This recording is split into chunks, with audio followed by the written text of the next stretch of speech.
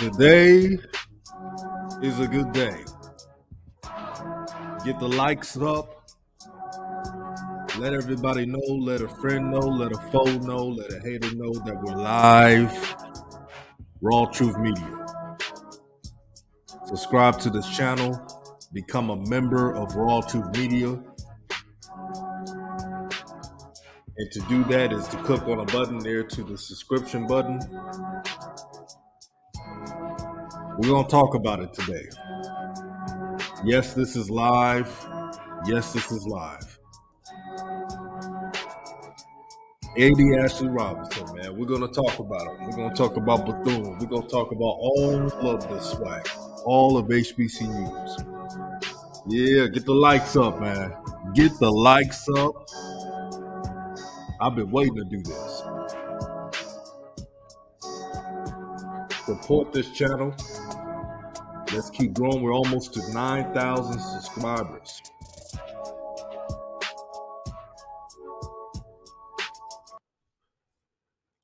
What's good? What's good? What's good, family? What is good? This is RawTruth Media, giving you the raw content that you deservedly need. Peace and blessings to everyone that is tuning in. And I must say, Ashley Robinson, you looked out for JSU. You looked out for JSU. Now, to all the people, we're not going to shame anybody today. But for those who wanted a celebrity coach, aren't you glad that you have someone in-house that's recruiting at a high level, that's keeping the main thing staying on code, showing Black excellence? Man, I had people hit me up, said, thank God he hired TC Taylor. Now, another shout out to the brothers at Tiger Talk at the 1400 Club, Ken Clark and Zoe, because they told everyone, in Ashley we trust. That's why it's important to trust the vision. You see what I did there?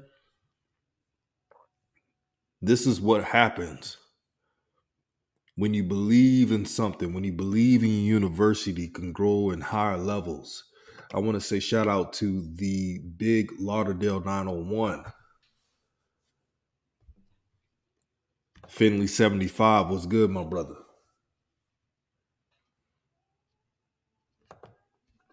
Veronica Hill. Now, I'm going to do something different today. If you have time to come on, please tell me why you appreciate the hiring of TC Taylor. I know he's been hired, but I want to hear from you guys. Seeing what you saw, you see the Ed Reese situation. The sad part about it, I'm going to give my own opinion. I know he's a Hall of Famer. He's a successful player.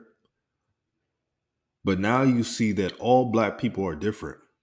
When my father was alive, he used to always tell us, son, every single Black person is not going to think like you. They're not going to think about what's best for our culture, what's best for... There's no code, there's no keeping things in house, no professionalism. None of that. Do you think that Ed Reed would be doing all that cussing if he was the head coach in Miami? No. And I say that respectfully. But it's okay to do it here. And before you guys say, well, Miami doesn't have the same problems at HBCUs. Well, they have problems just like anybody else. Miami doesn't even have their own stadium.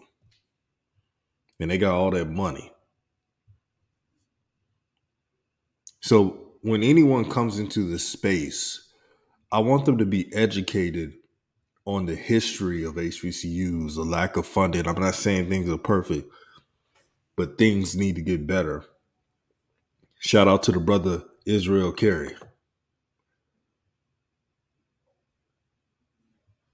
Shout out to JSU Tigers 06, Veronica Hill. Someone asked me how they can get a wrench. You can get a wrench by, it's really easy, donating to the channel or signing up for membership to become a Raw Truth Media affiliate. So those are the ways to get a wrench. Uh, when you do that, let me know and I'll give you a wrench. Good comment here. The Big Lauderdale 901 says TC was my teammate, big bro. So I'm extremely excited about AD Robinson making TC the head coach. And I had no doubt about my uh, frat brother could do. Yes, I believe in him too. And a lot of folks are saying, well, TC's not, he's not out here in the videos and all this stuff. He's recruiting well. He will have a press conference in due time, or something on along the lines of that. Maybe I'm assuming this final signing day, there's going to be something. That's all in the works. But I have no worries of TC Taylor. He's a professional. He's a man, first and foremost. When you look at TC Taylor, that's a grown man, and he paid his dues. He wasn't given an opportunity. He had to work up through the coaching ranks to be the head coach because he deserved it. He's put in work. Shout out to Lawrence RBE. Peace and blessings, my brother. He said, it's just interesting. In the beginning, some was not happy because they couldn't look past it was Coach Prime who recommended Coach TC Taylor. Go HBCUs, JSU, TSU. I see what you're saying, my brother, and thank you for supporting the channel. But I believe we got to give AD Ashley Robinson more props than that.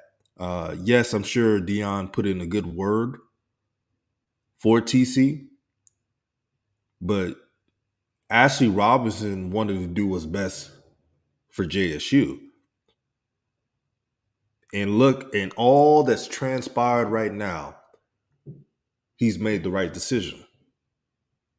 Every move that AD Robinson has done, he always looks forward to the future, not the present. If that was the case, he would have hired a celebrity coach. He would have hired Ed Reed or anybody else who do not understand JSU culture or HBCU culture overall. And shout out to the brother, Tamale, the Sports Network, man, a good brother right here. When I need someone to talk to, he's always there, giving advice, wisdom, not even about sports, but life. And one of the real ones. And I hope his channel becomes one of the biggest channels in this space, just like everybody else, just like Ken Clark. Shout out to my brother Ken and many more. SWAC Buzz, Kobe, Tamale, the Sports Network. And what I'm going to do right now, because someone asked me to become a member of the channel, I'm going to show this little clip real quick and I'm going to come right back. Stay tuned. Make sure to like this video and share this video as well. Let me find it.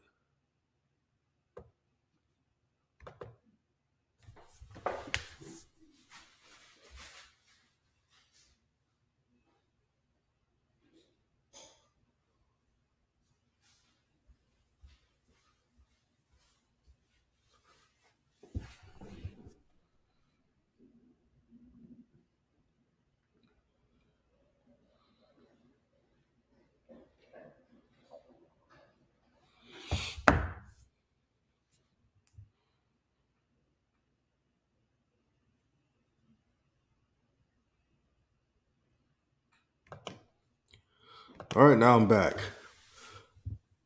JSU Tigers 06 says, we are patient. Yes, patience is a virtue. I'm glad that AD Ashley Robinson did not rush the process. And I have a good friend who's pretty close with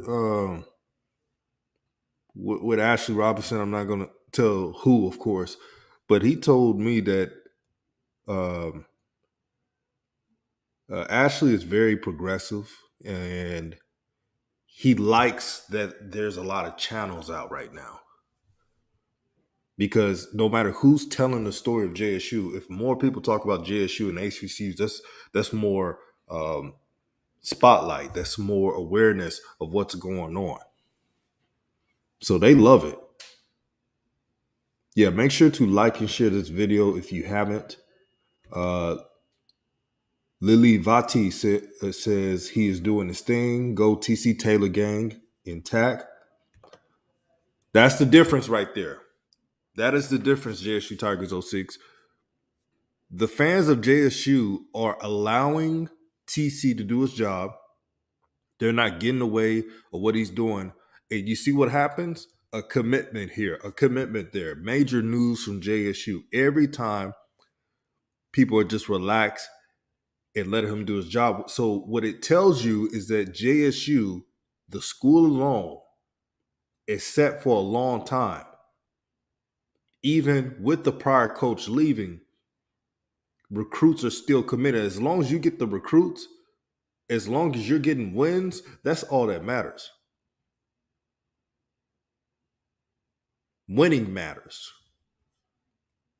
Everyone's saying, well, the spotlight's not the same. But does it matter when you're getting big time players? JSU Tiger says TC was going to be the head coach before Prime was hired. Talk to him. They don't talk about this. They never talk about this. So for those who said, yeah, it's nothing against Prime, but we got to make sure the false information is not put out respectfully. For those who say Dion was the reason why TC had the head coach's job, forget, just like JSU Tigers pointed out, TC was supposed to get the job before Dion. That's just, you know how some coaches trying to make their resume better than that. And then the dumbest thing I ever heard was TC is from Dion's coaching tree. No, his coaching tree is, I think it was Broadway. Correct me if I'm wrong. Rod Broadway, one of them brothers, North Carolina Central. That's his coaching tree from North Carolina Central. When he was a coach there, they gave him an opportunity. And tell me if I'm wrong, family. See, we're going to be educating today.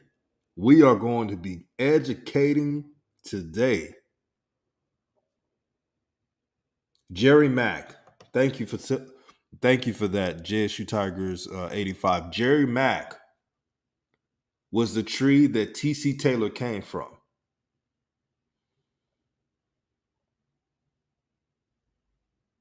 And don't forget, he was a coach under, like Israel Carey pointed out, Coach Hendricks. Coach Walker says that is the part they forget. Yep. A wise person once told me, educating is never hating. I'll repeat that again. A wise person has always told me, educating is never hating. Because when you learn the history of schools, you can speak on things with clarity.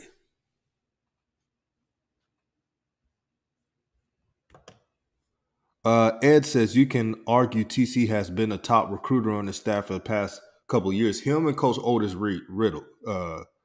Coach Otis. It's between him and Coach Otis Ridley. Those two have been the lead recruiters, besides Dion, of course, because you know he's gonna recruit really well, and Tim Brewster. They recruited at a high level and still doing. But those two have been consistent in recruiting for a while. I like this. Donna Harris says TC's focus is on the student. This has been the goal for years to become the head coach of the place he loves, and he is a true blue guy. He was patiently waiting when the former coach showed up. That is true. That is true. Again, thank you to the JSU alumni and fans alike who are bringing common sense to the conversation. When we talk about TC Taylor, when we talk about Ashley Robinson, we got to go to the history of the process of his patience. See, TC Taylor, he could have given up like other coaches and said, "Let me go to another school," but he stood there. He bided his time. And the best thing I said on the show when TC was hired, because there was a mixed reaction from the base, right? And I remember saying, I'm going to give TC a chance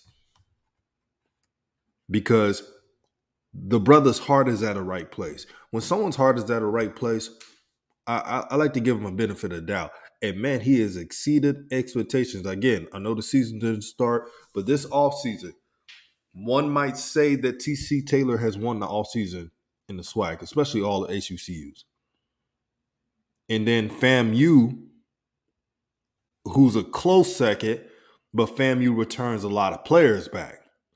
So that's just a bonus to what they're going to be as a team. And I believe that this coming year, FAMU will have its best team it's had over a decade, potentially. Could potentially, yes. 15 years, something like that. It's going to be one of the most talented FAMU teams around. And Jackson State's going to have talent. And then Grambling is going to be a lot better than what they were last year. If Grambling State can utilize the running backs, I repeat, if Grambling State can utilize the running backs, then we could see the talent on display. Because I was talking to someone, and I love what Hugh Jackson is doing, but when you have running backs that's averaging 5+ yards per carry, you got to find a way to get them running backs going. Because everyone I talk to, coaches, fans, they was like, why did Grambling did not run the ball more? That's going to change next season. Yes, positive energy. Let's get it to 100+ likes, family. Let's share this video through the masses.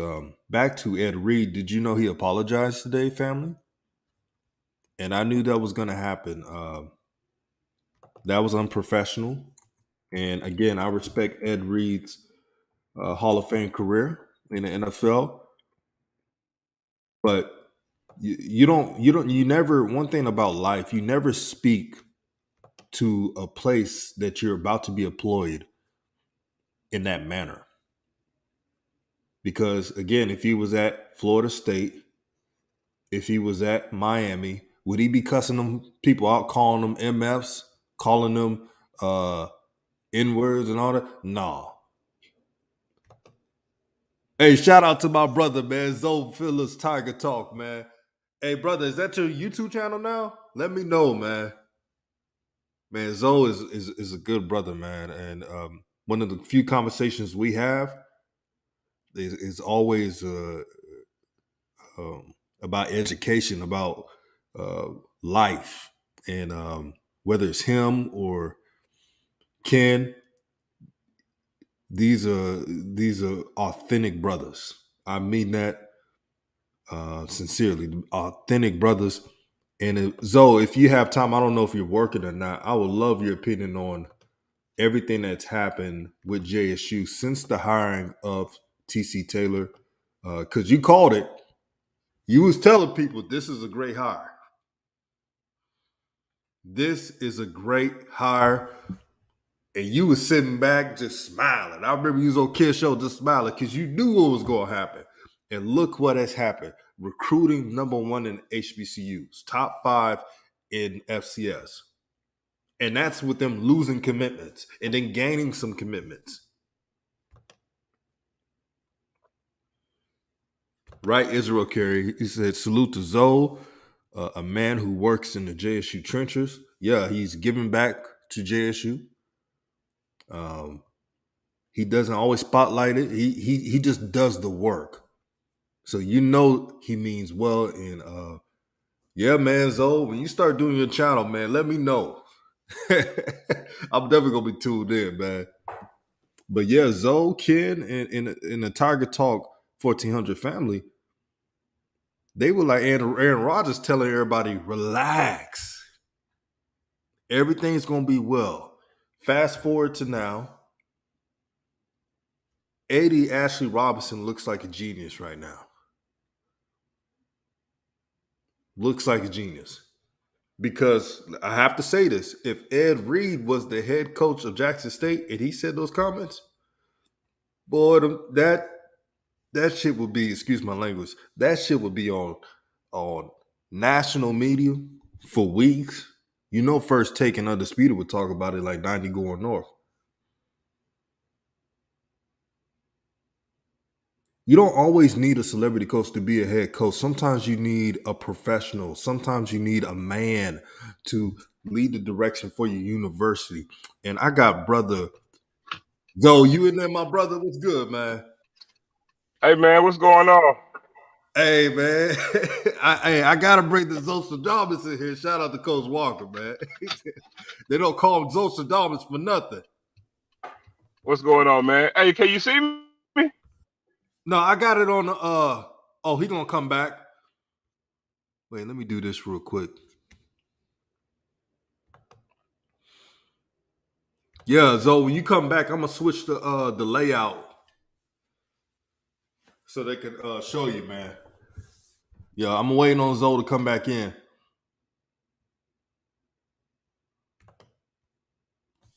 Right, Lawrence. Ed Reed was acting emotional.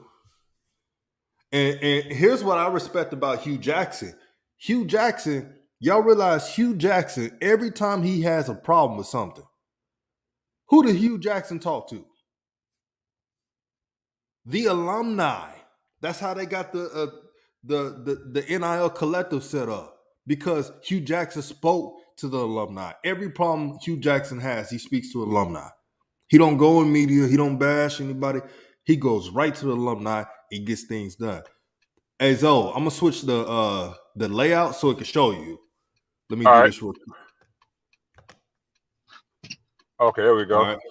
Yeah. Can you hear me? Yeah, I hear you, brother. All right, what's going on, DJ? Look, man. Look, we actually gonna, we're gonna address some of this tonight, man. We got some people coming on, and look, I gotta just put this disclaimer out there, and that is, Right. you guys know that everything we do is JSU centric. So, we're only gonna address this tonight because, in the big scheme of things, it's not about BCU. It's about all HBCUs because of what was said and the vernacular, pretty much the slander and accusation that was actually shown wasn't about BCU, it was about all HBCUs. And I took issue with a lot that was said, not only what was said, but the manner in which it was said, and pretty much everything that was done. And I'll just leave you guys with this, because I always ask this when things arise in this nature, whether it's personally or professionally. When things happen between people, two people or a group, you always ask, hey man, what's being done? Whose benefit is it going to help? Is it to your benefit, or is it to Bethune-Cookman's benefit? What type of success are you going to have by doing what you're doing right now? Because I can tell you right now, Bethune-Cookman did benefit from none of that yesterday, and you, Ed Reed, did not benefit from none of that yesterday. None of it. And I always say that black people devalue black things. He showed it subconsciously, whether people want to admit it or not. Because I'll leave you with this. Before he was at BCU, he was at Miami, working with the department. Any issues that he had with Miami, did you ever see him going on his social media to address it? Not one time. Never. And some people may say, well, he's not the head coach. He don't have to be. If there's an issue, because guess what? He went to school there. That's his alma mater. So any and everything that he saw that he has a problem with, you didn't see him go and air out any grievances, did he? But we automatically do that because it's us. And that's a problem. And we do it subconsciously. Because I can talk to y'all like this. So he could miss me with that apology. Now, granted, I can't judge intent. None of us can. But I'll say this. He meant everything he said. He apologized for the language. That's fact. Everything he said, he meant it. And some people are... Huh? Yeah, I was going to tell you, Zo, in his apology, he mentioned just BCU, not HBCU. Exactly. So he believes in what he said about HBCUs. Exactly. That's his report. And, so we're not monolithic. Pretty much he said that's how all HBCUs are. It's not Uh-huh. true. It's not true at all. You know, I can show you beautiful HBCU campuses. I can name you plenty of them. I can show you Alcorn. I can show you Hampton. I mean, I can show you Morgan. Yeah, Morgan maybe in the hood is a nice campus. I can show you plenty of schools that have nice campuses. You know what I'm saying? But again, hey, this is what my experience is or what I was told. And so this is what I'm going with. And so everything about what he did yesterday was wrong. Everything. None of it was good. And I'm gonna say this. We have to be careful because we like somebody that we tend to want them to make it or want to, find ways to make it okay to soothe it and put some ointment on that thing. Man, look, I can be cool with you, but if you're wrong, you're wrong. I ain't gotta call you out. I can still be cool with you. Say, hey man, that's my boy. I ride with him. He a good guy, but he was wrong on that part, and he should have done that. You see what I'm saying? Uh-huh. And so that's not what we're getting. People say, oh well, he didn't lie. The issue isn't in whether he lied or not. That's not the issue. And just because you're speaking the truth, don't make it right. There's a right and wrong way to do everything. You can speak a truth to the cows come home and be wrong in everything about it. Because again, he wouldn't have done any of that with Miami. And I can assure you, if he was a coach at any other PWI, he wouldn't have done that. Now, some people may say, well, he wouldn't have to. That's not true. Every place, nothing is perfect. Every place has issues. Every place has issues. Every place has issues. Hey, Please hey, believe me. hey, Zoe, remember when Nick Saban and Jimbo was getting into it? You notice Hmm. that stopped at a certain point, and I'm telling you, the admin at Alabama and the ones at Texas A&M told their coaches, "Hey, we ain't gonna have all this fighting. Y'all Hey, embarrassing us. Y'all gonna stop it." And they ain't talk about it since. hey, you want to know the difference though? If those were two celebrity coaches at an HBCU, it would have been a whole lot worse Oh yeah. because they're at an HBCU and it's us. And see, that's the problem in and of itself. I always say this, man. Slavery did a number on black people, and they show it every day. Because there is no way you could defend any of that crap that he did yesterday. It was unbecoming of him. And I'm gonna be honest, and this is the perfect analogy that I'll use for anybody that want to defend that crap. Let's say, man, you interview for a job, and you have an agreement in principle to take that job, but you say, you know what, I think I want to take the job, but let me do a few shadow days so I can before I make my decision, so that way I'll truly know if I want to take the job. So I'm just gonna do a couple shadow days, talk with some of the coworkers, and get a real good feel for it. Okay, so then while you're doing your shadow days, and you're not getting paid, you're doing your shadow days for your job, talking to different people that's on the job. You see some things that you don't like, and I'm talking about just the everyday Joe Blow. And then you sit there and say, you know what? I don't like this shit. Look at these motherfuckers over here on this damn job doing this shit. They doing this shit right here. Look at this damn bathroom. Look at how they doing this shit right here. Do you also think that job is gonna hire you? Hell no. Do you see what I'm saying? Man, let Yeah. me tell you that everything about what he did yesterday, man, it lacked professionalism, it lacked class, it lacked integrity, it lacked decorum. Isn't that what we ask of our coaches to have in teaching our young men? So all I'm gonna Hmm. say is you're gonna sit there and ask your little black boys that deal with the things that we gotta deal with in this country to go to him and learn how to handle bad situations like this because somebody antagonized you on social media. And then another point, he said in the video that he hates social network, but yet still you go to the same thing that you hate to do what you did. I'm just saying. Man. And in the words of my old coach, I got time. Like it was ridiculous. There's no way you could defend that. He was wrong every which way but loose. You ain't even on the job. I will sit there and tell you, you're the fool for doing what you're doing, and you ain't signed the deal. But then you want to sit there and air out and make a fool of where you are, and then you think you're gonna clean up after the fact? Come on, man. Where we do that at? Where It, we do that at? and then And then, oh, sorry about that. and I was gonna say this too. You know, we know he taught the prime before he took that job. I'm gonna say this: everything about what he did was out of character for him because that's not even his personality, and that's not even the way he moved.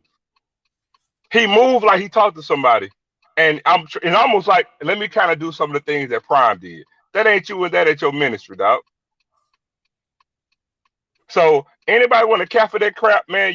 To me, you really showing a whole lot about yourself, because that right there was despicable. And all I say is, man, I'm so glad my school dodged that bullet. I don't know what to do. Man, bro, I said it earlier. I said, man, you guys dodged a bullet, man. No disrespect on the career, Ed Reed.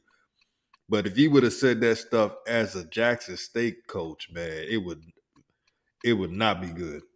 I'm gonna say this too, man, and I mean this. It ain't no disrespect. Your playing career is your playing career, and I'm a fan of Ed Reed the player, but Ed Reed the coach. Nah, man, you rolling a negative right now, dog. For real, for real. And I'm a Jacksonian speaking this. We ain't talking about Ed Reed the player. We talking about Ed Reed the coach, not Ed Reed the man. Ed Reed the Mm-hmm. coach. And according to your words, you ain't even on the job yet. You in a negative. So I mean, it is what it is. And it's up for them to deal with that. But if it was me, no way in hell you be coaching in my school, because how you do anything is how you do everything. And so you see a good glimpse of what you're dealing with now.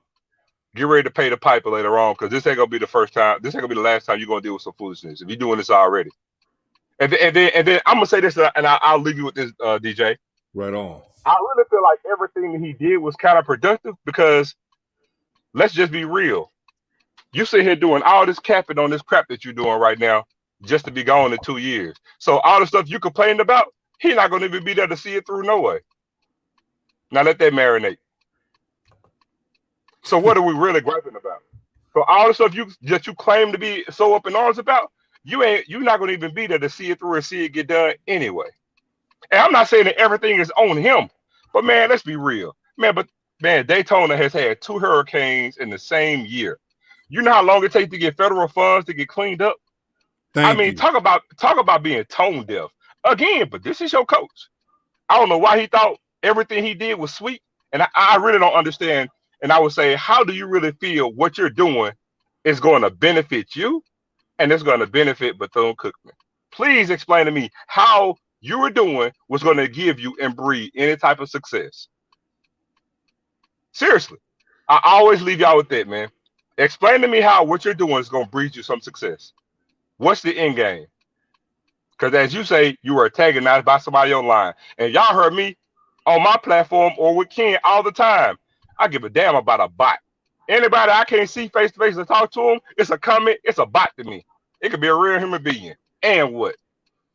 Let the work you do speak for itself. But you sit there and antagonize the place that you just got to, and you ain't officially the coach there. It's moronic at best. So I'm gonna leave y'all with that, man, because I actually pulled over because I'm on the work that I'm officially on, my work. You know what I'm saying? I've been there and they paying me, so I'm at work. So I pulled over to drop some. But y'all check us out tonight, man. We're gonna have some people come on, but this is ridiculous. We gotta guard, that's why we came up with the hashtag, thank my new head coach, guard the yard. We need guardrails to guard this whole HBCU space. Because man, if you ain't been a part of it, and you don't really know the intricacies of being within an HBCU, shut your ass up. We have to guard and protect, and we need guardrails to protect any and all things HBCU. I'm a Jacksonian, but I love us all on everything I love. We always say, you know, in the end, we know it's a coalition against JSU, but in the end, in my heart of heart, is one Hillman. I thrive by that. I say that. I feel it in my spirit. I love my people. But one thing I'm not gonna do, man, I ain't gonna tolerate no bullshit. And I feel like if you attack one of us, you attack all of us. And we gotta protect what's ours, man. So I'm out, man. Y'all check us out later. DJ, keep doing your thing, man. Man, you too, man. Peace and love, brother. Later. Yeah, that was Zoe, man. Spitting that knowledge, man. Um, Spitting that knowledge right there. And you know what's amazing? I was talking to a lot of people about this over the phone yesterday. I'm glad that Zoe mentioned it about the hurricanes.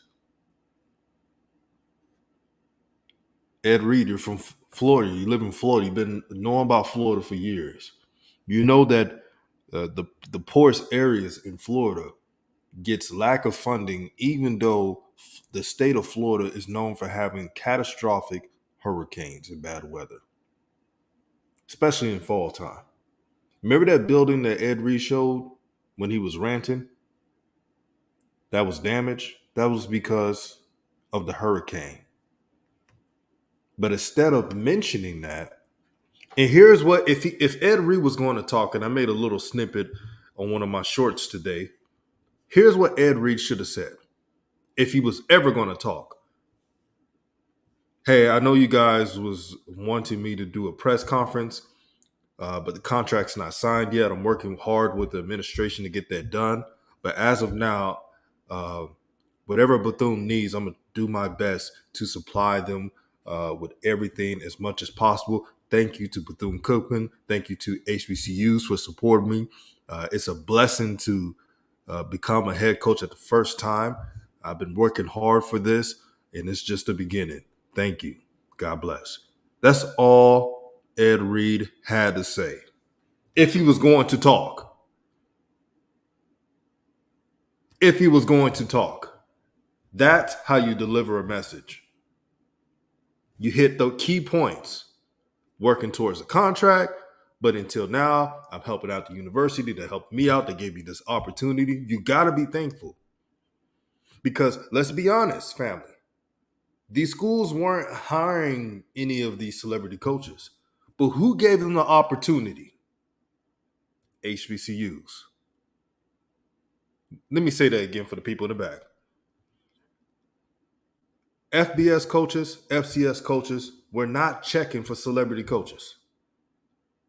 But who gave them the blueprint? Who gave them a voice in the opportunity to become a head coach? HBCUs.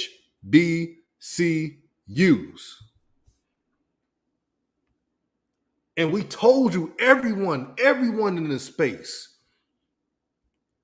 everyone, not only me, everybody that has a YouTube channel said that the Bethune-Cookman job will not be an easy job. It takes someone with a vision. It takes someone who is committed. It takes someone that knows the problems but is willing to fix it. My grandpa, God rest his soul, once told me, if you're trying to fix a problem, why talk about it? Why complain about it instead of just doing it? He would always say it to us. He will always tell us, I thought you want to fix something. Why are you complaining to me? That's what my grandfather once told me. And my grandfather went to a HBCU. And he dealt with segregation.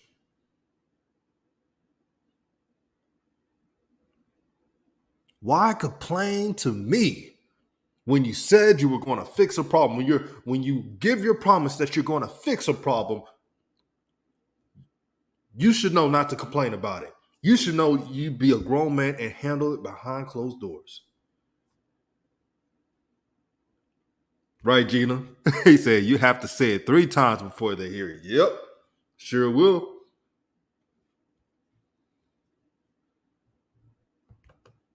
Man, I'm telling y'all, I'm just getting started today.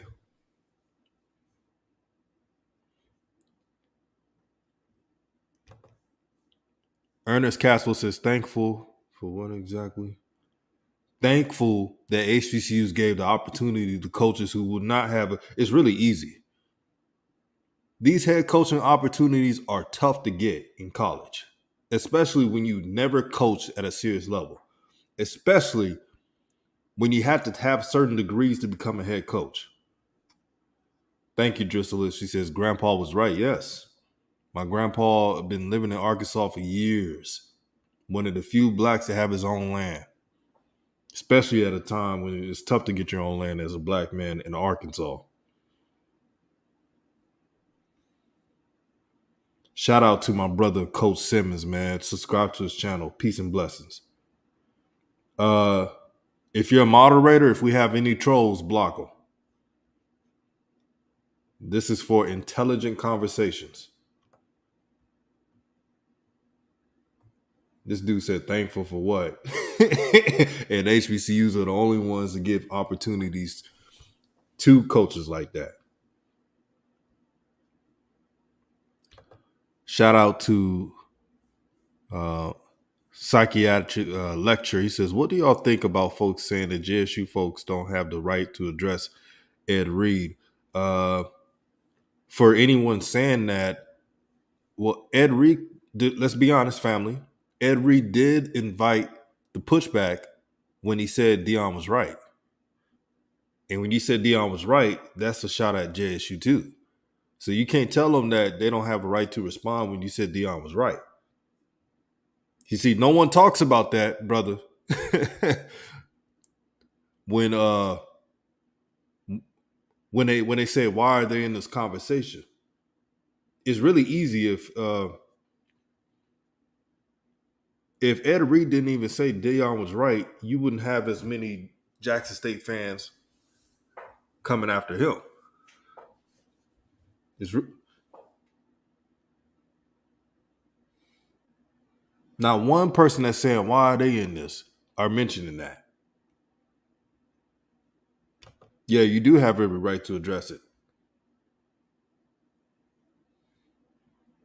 What's that saying? When you invite the pushback? And now he's like, I'm telling you right now, Ed Reed right now is like, man, I should never said that. Shout out to Felicia. Where's she at? Felicia, what's good, my sister? She said, damn right, it's about HBCU, SWAC, us. Shout out to channel member Dejan Jameson. He said, are we not family? We are HBCUs. We are all family, my brother. We are all family. Thank you for being a member of this channel.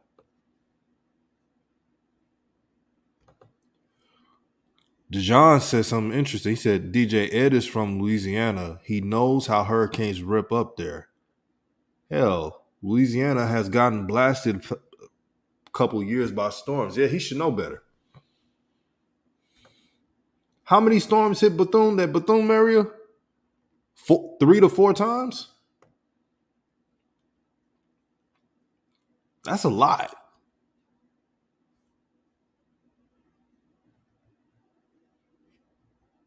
I kind of laughed, but I was disappointed at the same time. I'm like, man, this brother's complaining about the damage done by hurricanes, but he's blaming the school. How can you blame the school? And I saw the video, so I don't know. I don't need no capping on here. He's pointing at the building. The building was clearly damaged by the hurricanes, hit by multiple times. And then when you get lack of funding from the state, that doesn't help either. So that's why, again, that is why when you take an HBCU job, be prepared. You have to generate money outside the school. The one good thing I can say about Dion, let's be honest, when Jackson State, that's why Jackson State's situation with Dion is different from Bethune. When Jackson State had that horrible practice field, what did Dion do? He called Walmart and they got a new practice field.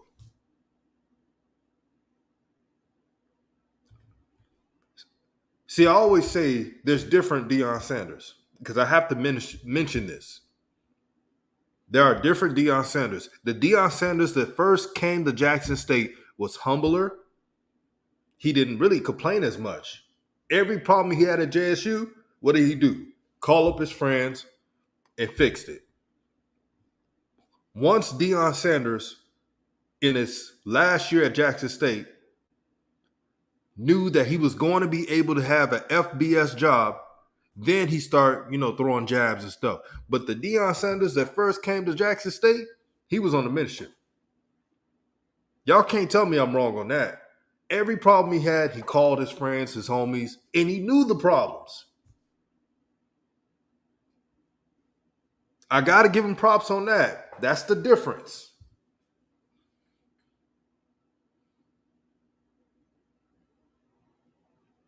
Yeah, I think Ernest is a troll. Brother Ernest, I don't know if you even been to a HBCU the way you clear. Like they're ignoring the hurricane damage, man. It's not an easy fix. That's why you need proper state funding. Shout out to the brother Hoop Jargon, man. Subscribe to his channel. Good brother right here.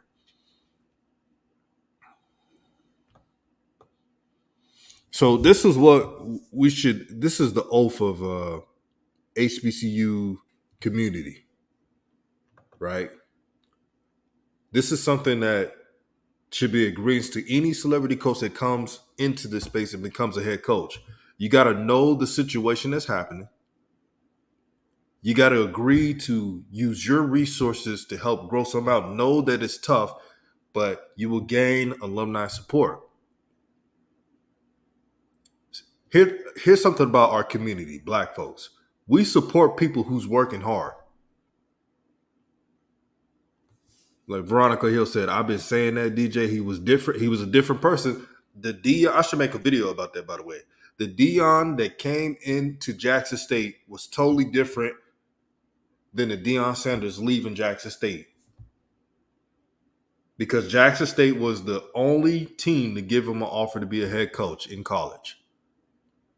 So he felt indebted to Jackson State. That's why he got them a new field. That's why he helped put Pitt in money. Once he left or about to leave, everything changed from that summer, this past summer. And that's how I had a feeling. I didn't want to believe it that Deion was going to leave.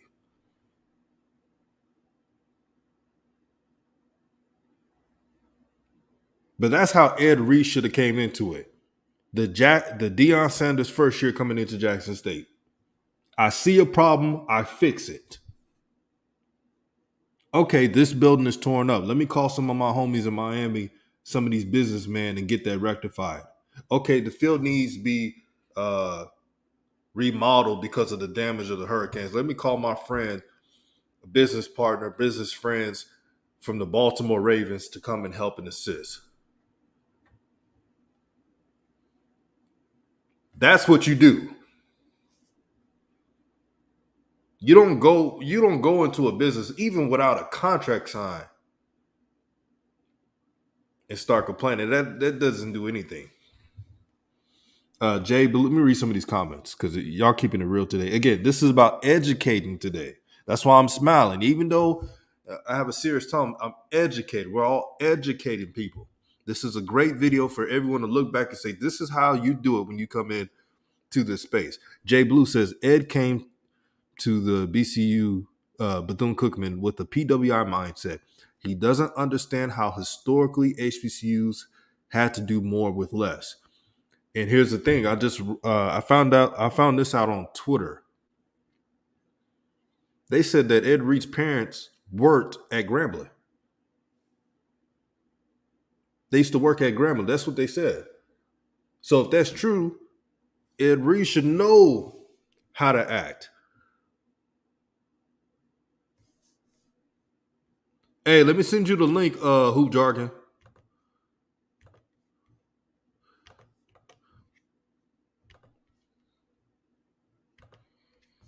And let's get it to 200 likes, family. Let's get it to 200 likes.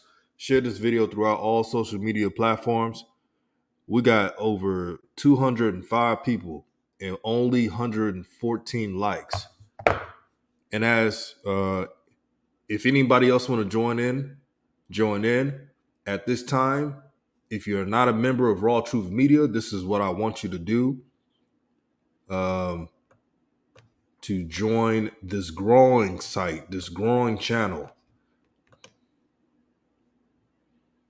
So this is how you join. And when Hoop Jargon gets in, I'm going to get his analysis.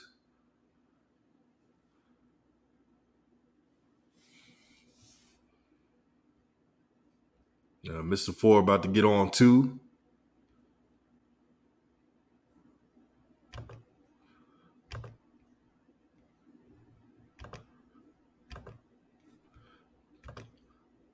No. Hello, I got Hoop Jargon and Mr. Ford in the building. How you brothers doing? Hey, how you doing? Can you hear me? Yeah, I can hear you, Mr. Ford. Yeah. Hold on 1 second. Hoop Jargon, you on? Yeah, I'm here. I had a phone call come in just as I was speaking. But yeah, what's up, man? Yeah, we got Mr. Ford and we got Who Jargon in the building. This is let me set this up. Get the like button, share this video.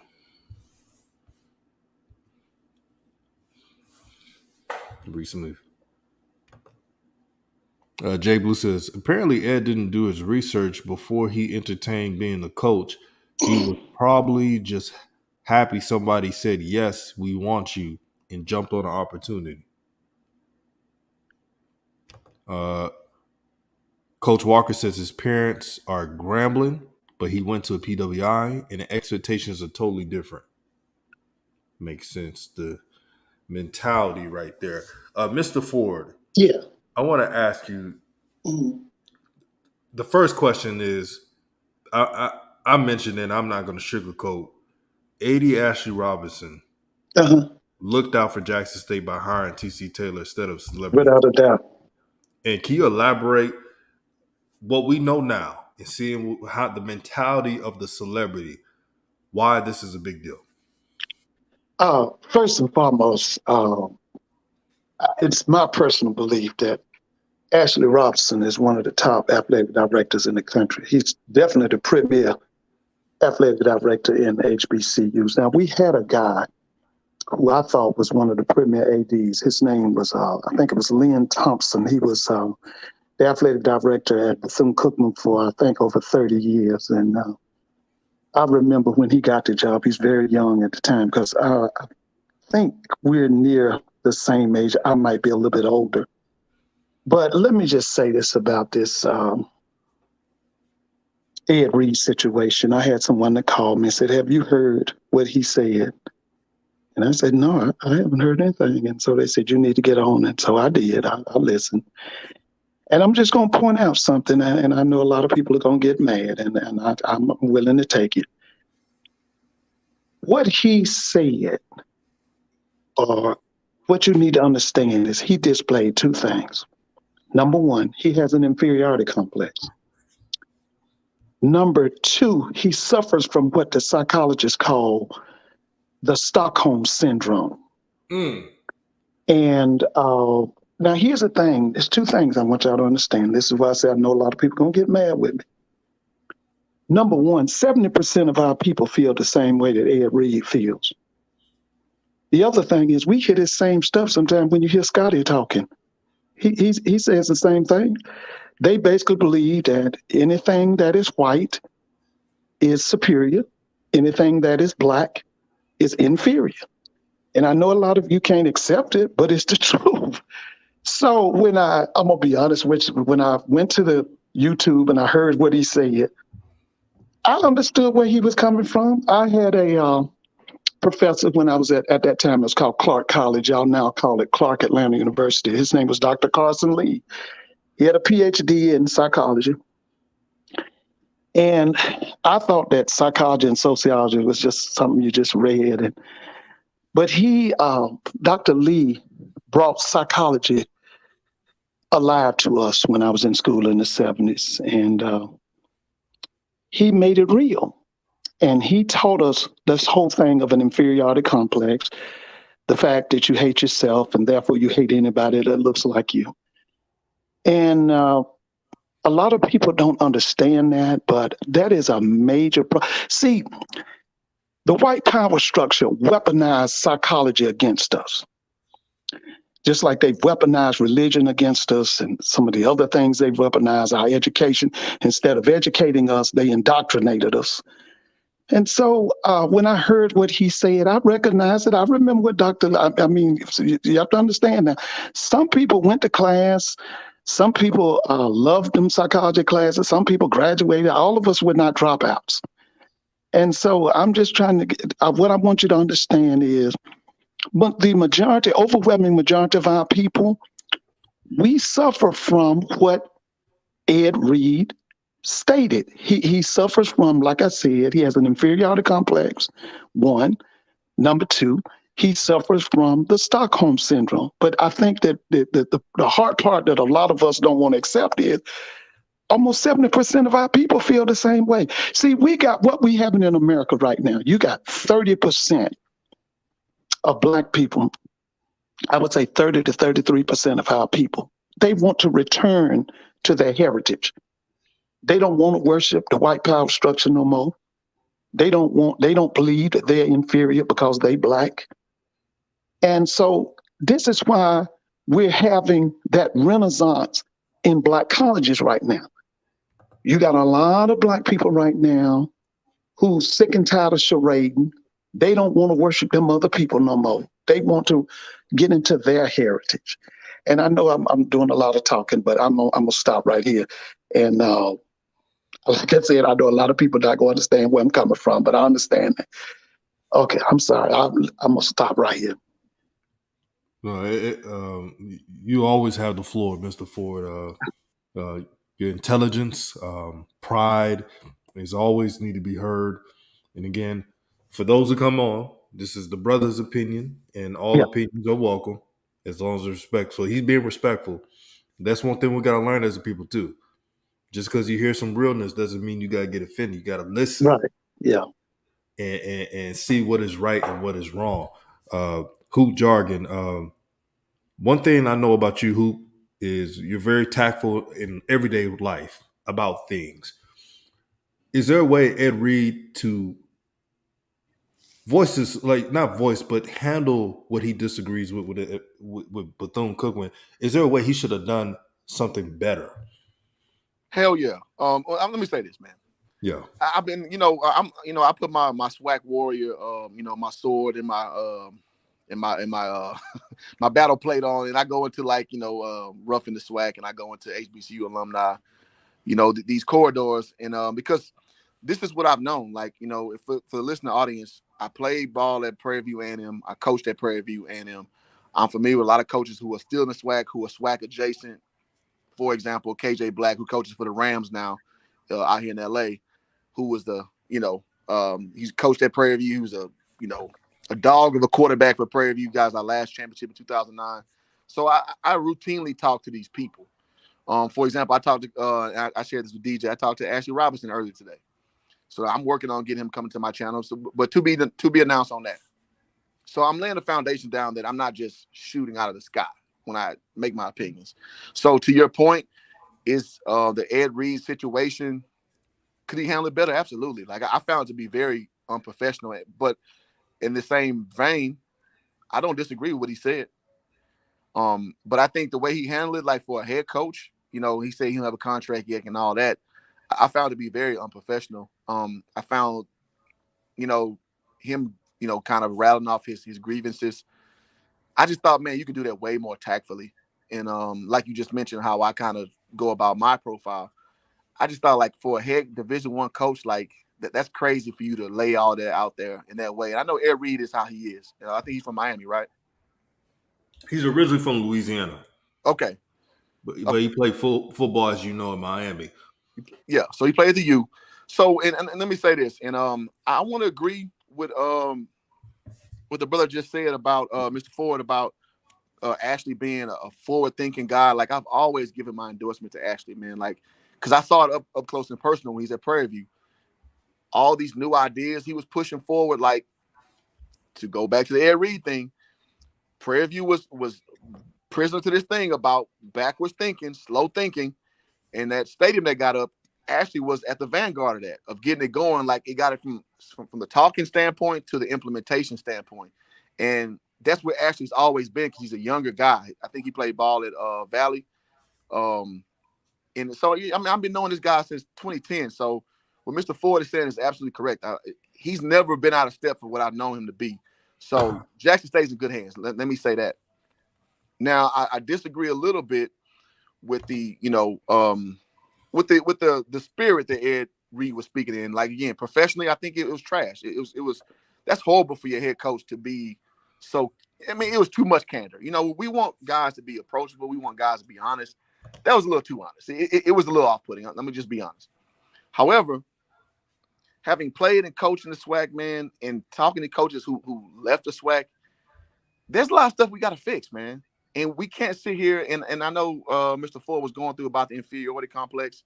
I went to PWI. I finished at HBCU. Like, me, I'm Prairie View all the way down to the T. You know, ain't nothing better than Prairie View to me. But if I'm being honest, part of the experience of like accepting the HBCU culture is knowing there's a whole bunch of bullshit that you gotta look over. And I'm not adverse to us calling out the bullshit because at the end of the day, that's gonna make us better. And so I'm very pro call out the stuff we need to improve upon, fix it, and keep being what we are, man. Like we're not just football programs where you stay and watch the band and go home. Like it's good football being played now. Basketball out there just dogging out the Pac-12, dogging out the SEC. Well, not dogging out, but getting wins against the SEC. Like it's a good product too. So this is a good era to me. I guess the transfer portal, we can akin it to that. But I want us to keep things in perspective, but also address some of the things we got, rooms for improvement, and understand that the end product is going to be so great, man. Once we just get through all these little rough patches and just stick to what we know is, man, sticking to our own, but just, having real evaluation of what we need to improve upon and just keep fixing it, man. Because it's good product, bro. Yeah, thank you for giving your opinion, my brother, man. And we have She Loves Thee. Make sure to subscribe to her channel. Let's get her to 1,000 subs. Very intelligent, very wise. What do you think about this topic, my sister? Thank you for allowing me to speak, and thank you for getting people to subscribe. So I wanted to speak about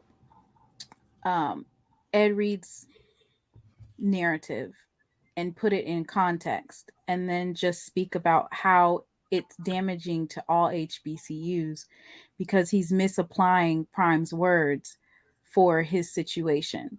So we know that there's issues with administration and there's issues with infrastructure, but he's regurgitating Coach Prime's words and weaponizing them against all HBCUs while giving a pass to the main issue, which is environmental and systemic racism.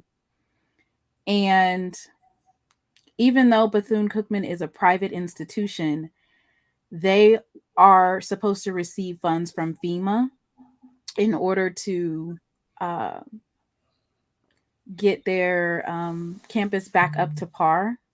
And also, the particular hurricane happened in September and then another one in November. We all know that schools were out for a month and a half, and they might have been out longer than that. They don't currently have a president. They have an interim president, but they don't have a president. The AD is the basketball coach, and he's currently in his season. He's not even under contract. So his points were that his office wasn't cleaned. Well, nobody's expecting for you to be at the school right now. You don't even have a contract. So why are you at the school mad because your office isn't ready yet? The AD is doing basketball somewhere.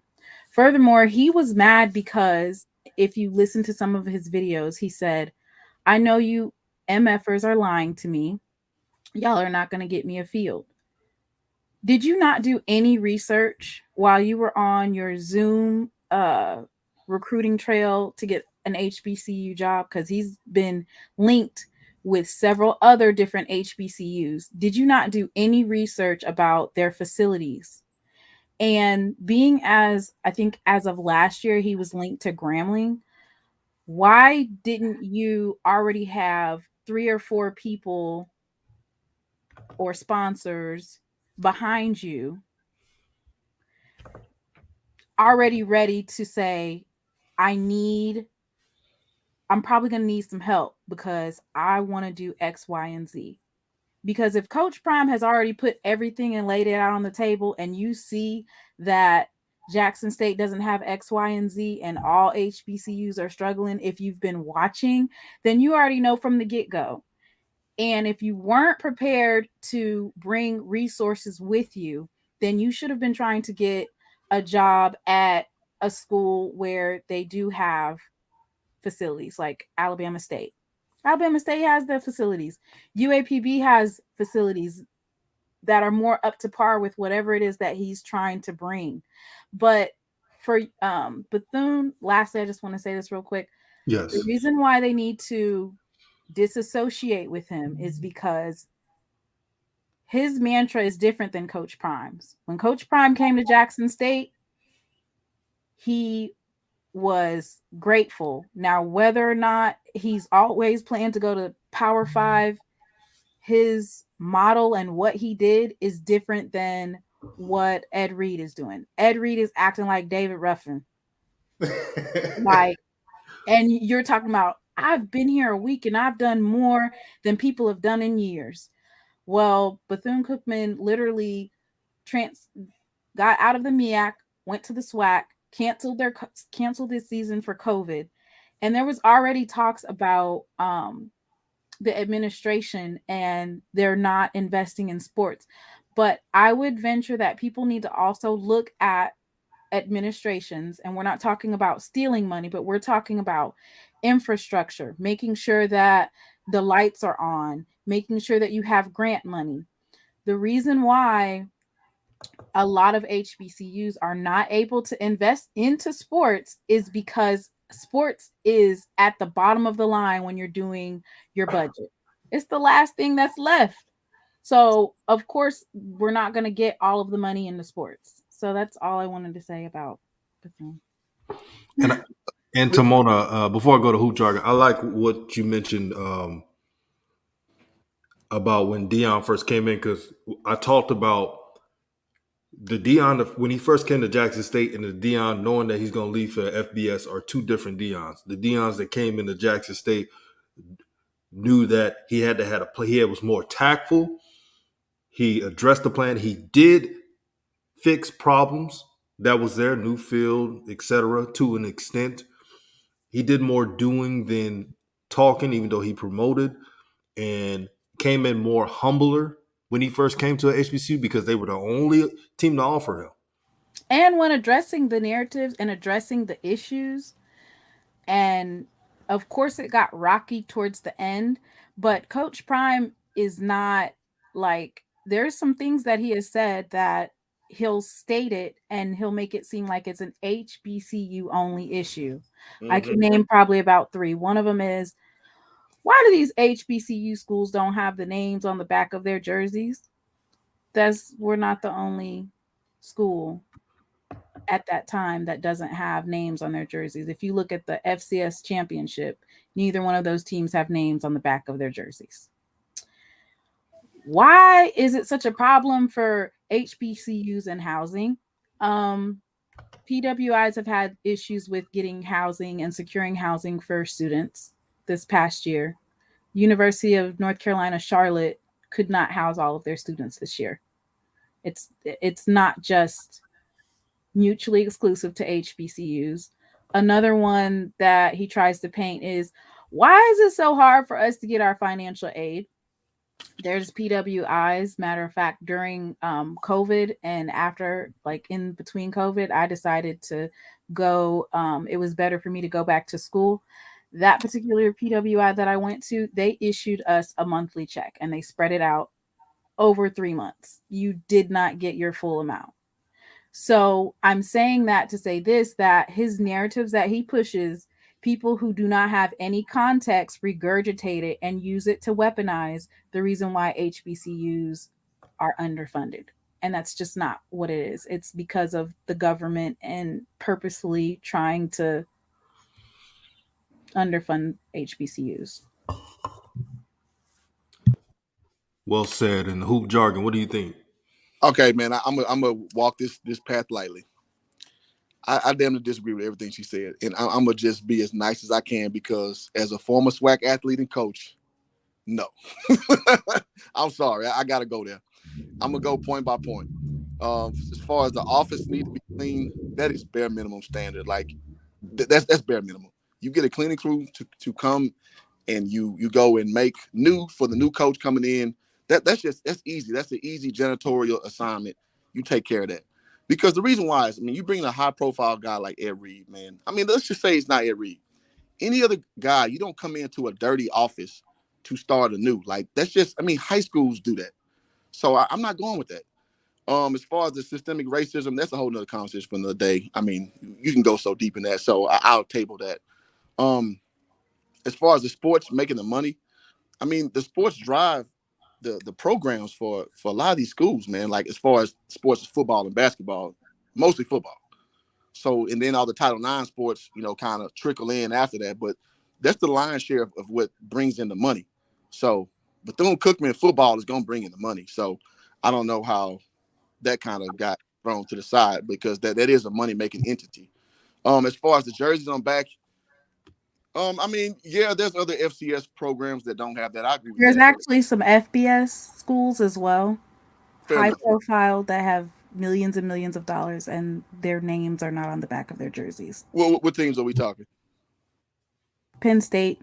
Penn State has a tradition. One of them. Penn State was one of them that for years they did not have the names on the back of their USC. jersey. Right. USC.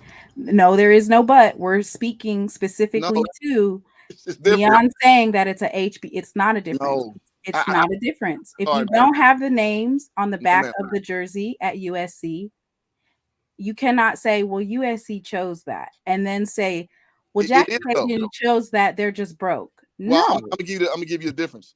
There's a budget for that. They just have a tradition not to do it. And in the HBCU realm, there's just not an entity to even do it. I say that because when I played, we as players was like making a big guff about that, and there was no entity to step in and put names on the back of our jerseys.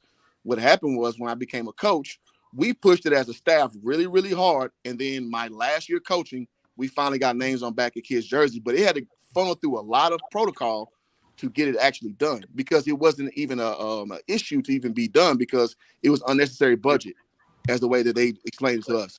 Like I said, you cannot say USC has the right not to put the name on the back of the jersey, and then when you get to HBCU, say they're broke.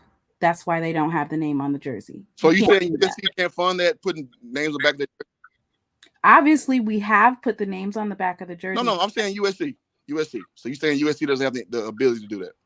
It's not about the ability. What I'm saying is, if you're going to say something about HBCUs, it can't be mutually exclusive. Like, this is for all HBCUs, when you have other schools outside of HBCU realm in the FCS, in the FBS, that do not have their names on the back. But what is the reasoning behind it, though? So it doesn't matter what the reasoning is. Yes, it does, because no, it does not. Of why one jersey has not on the back and one doesn't. It does not matter why. Yes, it does. It does. Because if they have the budget, they just choose not to do it because of their mantra for their program. That's different. Absolutely not. You cannot say Alcorn is broke.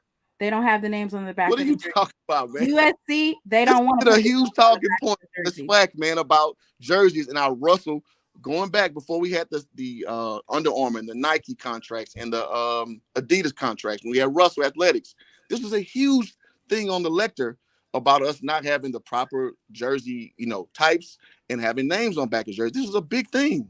Listen, what I'm saying to you is that when you say these types of things and you make them mutually exclusive for HBCUs, it's very hurtful to HBCUs. And you cannot say USC, it's a choice. Jackson State, they're too broke. North Dakota State, it's a choice. Alcorn, they're too broke. No, you cannot do that. Period. It's not right. Or Hey, let's get on court. Well, I was going to point for point, because okay. Well, I have to go ahead. Go and you said about your point about systemic racism. You just kind of dismissed that, when really that's the totality of all of our issues, that it starts with the systemic racism. But I understand that. As far as the office, if you go to look at an apartment and they say, we're going to give you apartment B, and you're going to start on, you're going to sign the lease on February 1st, and you go into the apartment on January 15th, are you going to call them MFers why you don't have my apartment clean? No, your lease starts on February 1st. That's when your stuff will be ready. You cannot sit up here and go on a national platform and scream and yell about your office not being clean, and you have not signed a contract. You have not signed the contract, which means that we weren't expecting you to be there until XYZ. Now, because he chose on his own, while the campus is still trying to figure out where these students are going to be it's taught at from these cracked buildings. They can't go to the cracked buildings. So they have to figure out where are they locating the students? Where is this going to happen? And here he comes. It's not even football season. Trying to get into his office.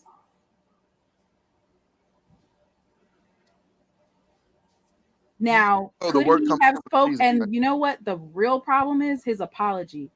Your apology needs to be as loud as your disrespect. And he said, after a conversation with the AD, you should have had the conversation with the AD before you took it to social media. And blaming trolls, you think they are trolling Ed Reed now? Wait until he loses a game.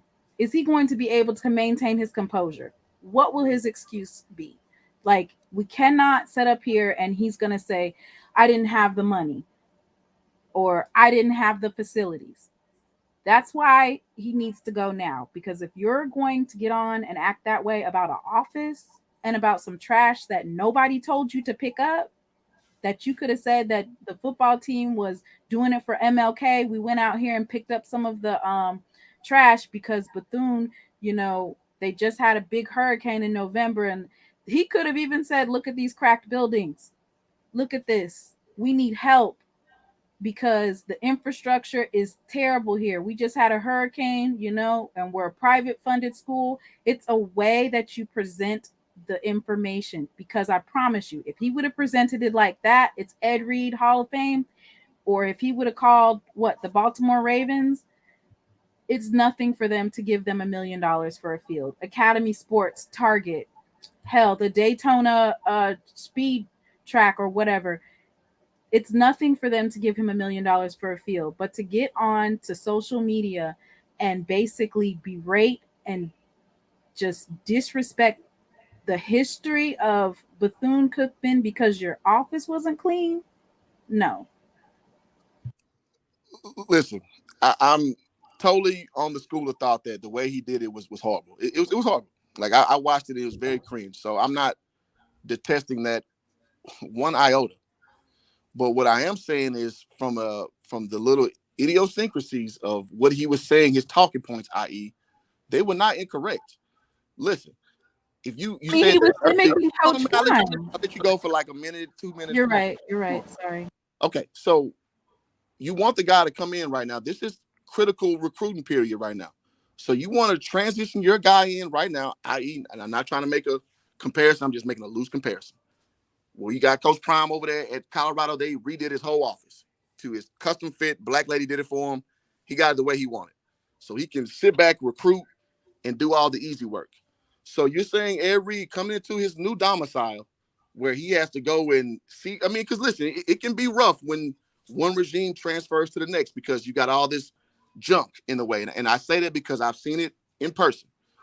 It can be off-putting to your whole schedule of you going out and recruiting and getting, you know, your legs up under you per se and getting, you know, the track run for you. And, you know, Bethune-Cookman is not in the best position, being at the bottom of the SWAC.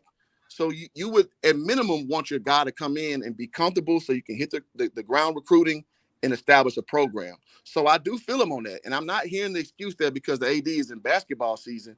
Listen, man, you got to put somebody in the right situation. I'm sorry, not situation, in the right job where you go and take care of that. Hey, we got a high-profile coach coming in. Or again, let me step back. Let's say it's not a high-profile head coach, just anybody.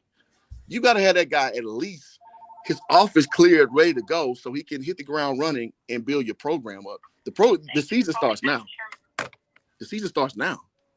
So I don't understand that logic that, well, it'll get there when it gets there. You know, and the trash aside, I mean, I get it. I'm not going to beat the horse on that. You know, I'll give you that. I'll concede, you know, to you on that. But I mean, I'm just saying for a guy who's used to Miami, I can see why he steps in BCU and just like, what the hell is this? That's all I'm saying. And you know what? The same black lady that you're speaking of, she's a Jackson State alum. She's actually from the Jackson area, and she did Coach Prime's office in Jackson, Mississippi at Jackson State. That's the same woman.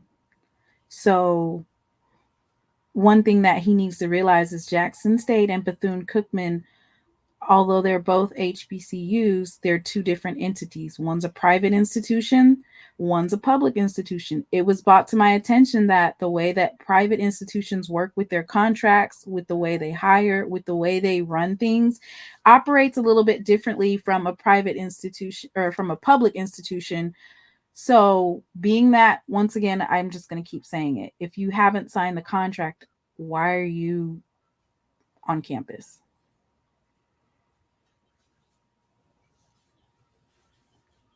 Why are you picking up trash if you're not on contract? Go. Hey, Tomonda, am I echoing? Yeah, a little bit. Okay, let me just real quick.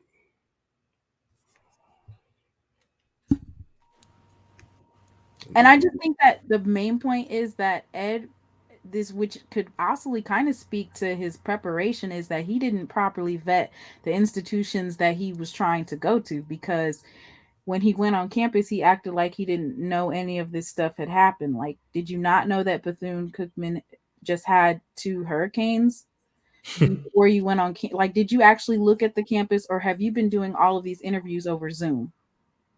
And Tomonda, that's my gripe with Ed Reed. I mentioned earlier, when you sign up to become a head coach at an HBCU, know what you're going to get to, know what things you need to rectify. And I always point out to Coach Prime's first year, because he did more doing than complaining. You can't go into the space complaining and acting like this is a culture shock. These things happen at HBCUs.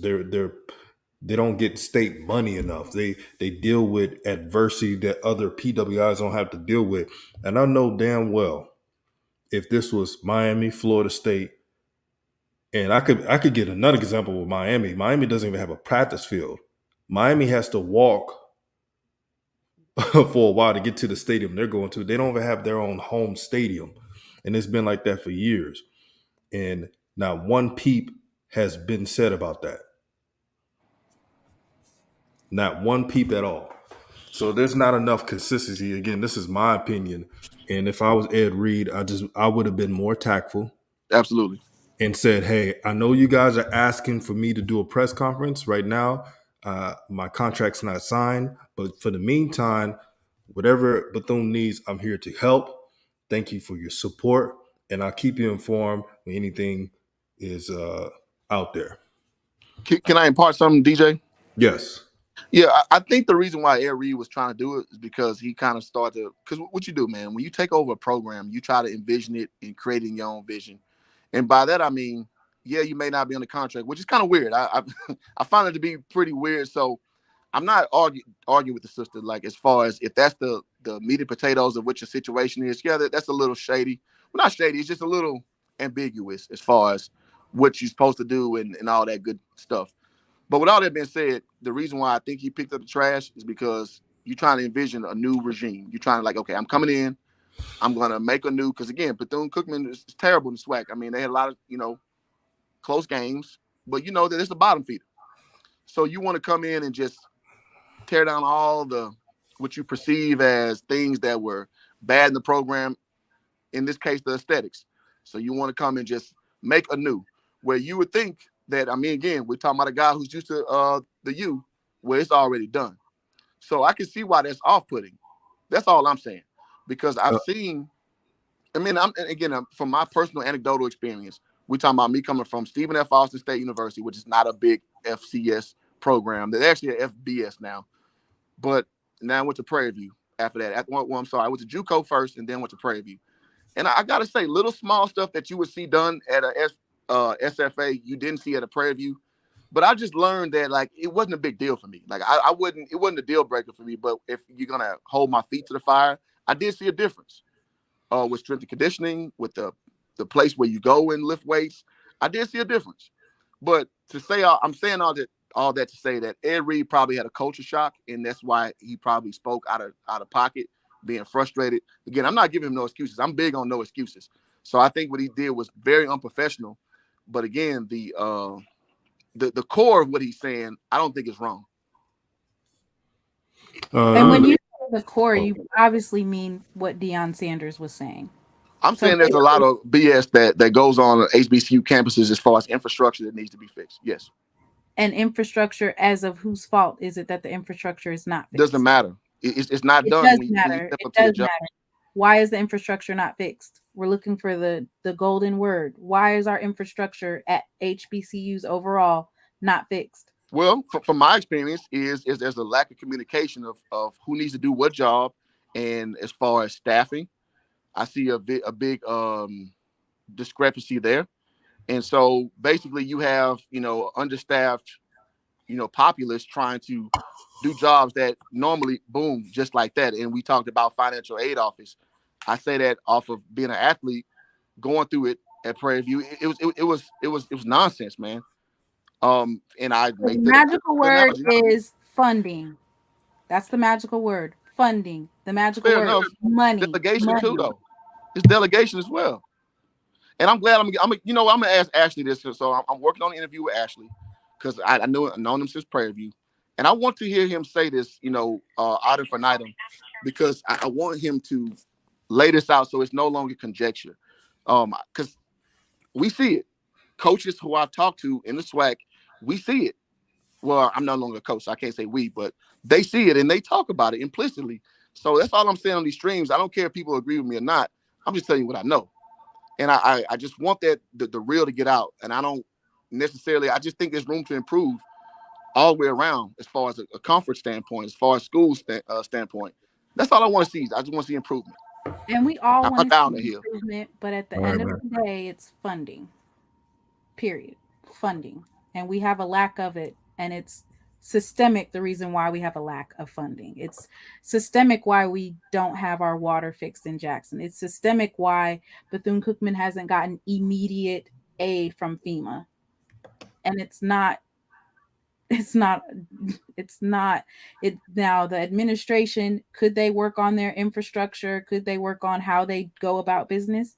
Yes, but the main overall theme, which Deion Sanders, once he started talking about it, once he started calling out the governor, they said, oh no, he's got to go. Get him out of here. Get him out of here. Once he started calling out the governor and state entities about what needs to happen, that's when it got shaky. And they said, we got to get him out of here. Give I him want to what. ask you something, Tamona. Hugh Jackson, right? And whatever problem he has had, right, wanted to solve for Grambling State, what did he do? Did he just cuss out everybody, or did he speak to the people to get things done? I saw actual Twitter posts and someone said, thank Coach Hugh for reaching out to the alumni, having a meeting, and telling us what he needs. Because this is the thing. No, somebody might not have $1 million to give, but they can reach out to their corporations, or they can reach out to somebody that they know and branch off to somebody that they know, and they can bring in and pool the resources. Hugh knew what he was coming into, and he was pooling his resources, pooling his relationships. I would like, after that rant that he did, I'm pretty sure there are corporate sponsors that wouldn't touch Ed Reed with a 50-foot pole. There's people who are trying to see if they wanted to send their son to a HBCU, and that HBCU most definitely won't be Bethune. And he's already started off on the wrong foot, because if you're showing us all of this infrastructure, crippled buildings, trash everywhere, why would I want to send my son there? We got Hoop Jargon back, um, and that's all I was saying from the beginning.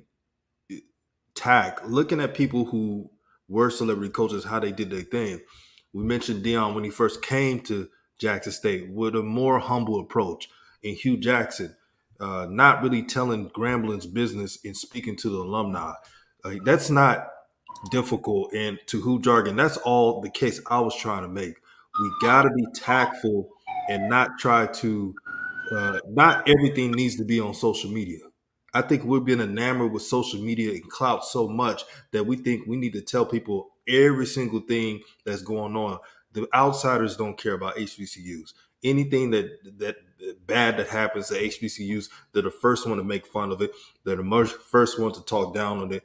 This is why you got to be on code and make sure that things are handled appropriately. Speak to your alumni. Speak to anyone with influence. And that's why, again, Hugh Jackson did the same. Hugh Jackson did a better way of doing it. He spoke to alumni. They got a collective. The recruiting has improved tenfold. If you look at HBCU recruiting rankings, FCS recruiting rankings, that's how you do it. Eddie George, he has said some things about attendance, but he has been tactful about saying the things he disagreed with. And that's all we're saying. It's not, nothing gets done when you shit on a product, because you're going to need, like Timona said, investors. You're going to need people that want to believe in your program. Well, let me say this. I know my opinion won't be popular, and frankly, I don't give a shit. Because the reason why I say that is because I'm a third generation Prairie View alum. I've seen the same stuff with obviously my mom, when she went there, I didn't know that, and my aunties and shit. But when I was of age to observe what was going on at Texas Southern, Prairie View, Grambling, and so on and so forward, it's the same thing that we're talking about the 90s, the same thing that we're experiencing right now in 2023. So I'm okay with people not agreeing with me because it doesn't sound sexy. I get it. And I'm okay with that. And I'm going to stand on my own too, because it's just a hard evaluation. And I say this because of talking to people who privy to this information. Now, we've got to knock down, drag them out discussions off air, obviously. And this is the core of the problem. So, and as far as, people talking down on HBCUs, I'm Teflon on that, man. I got a lot of friends. So I'm Greek, I'm a part of Alpha Phi Alpha Fraternity Incorporated. And you see a lot of people try to throw little snide remarks at HBCUs. Like, to me, it doesn't, they have no knowledge of it, so it doesn't matter to me. They see the finished product, and the finished product is not good compared to, so let's say, just to make it regionally accurate, what U of H does, UT does, A&M does. So that's fine. That's all well and good. One thing I don't do is compare what I'm doing per se to what they're doing, because, to the point of the sister, it's funding in that capacity, because it's, the state gives them a whole bunch of money. What I am saying is that from what we do have, there's a lot of things that we do need to improve. And I think if we just pay more attention on actually addressing the problem, it will provide a better product. That's all I'm saying. And you don't have to agree. It's all good. And so, and I will say, I've been beating this drum since about 2010. So somebody asked me in the chat, what are you going to do? Well, what I do is I advocate for us improving. I go and, I talk to Prairie View alumni, like, okay, what can I do as far as my voice to help Prairie View athletics? Because believe it or not, a lot of people in Prairie View, they sit here and critique Jackson State. I'm like, we're on no level to critique Jackson State. We need to be a better Prairie View first. Then we can start talking about what Jackson State's doing, because Jackson State is 10 times ahead of what we're doing as far as presence, as far as the what people recognize that entity as. So to the person in the chat, that's what I choose to do as far as educate myself. Man, I live this. So, whatever to all that, but bring it all back. My whole goal is just to just make a real evaluation of what we need to improve on the HBCU level, and just be honest about it and improve it. That's it. Because if you blame people all day, you basically stay in a state that's called stasis. I mean, you're not going anywhere. And I say that because, bring it back to my school, Prairie View, we had aspirations of building that stadium way before it actually got done. And I had a lot of Prairie View alum like, no, man, there's no way we can do that, man. We don't have to fund it, man. It's this, that, and the third. And we built it now. We have a beautiful campus. So all I'm saying is, like, man, if we have more of a forward-thinking mentality on certain initiatives in certain capacities, we could do a lot more than just kind of the same old him-haw thinking. And that's all my ultimate point is. Yeah, and before we go on, we got almost 300 plus people in the chat. Let's get it to 300 plus likes, and subscribe to She Loves Z. Let's get her to 1,000 subs, and subscribe to Hoop Jargon.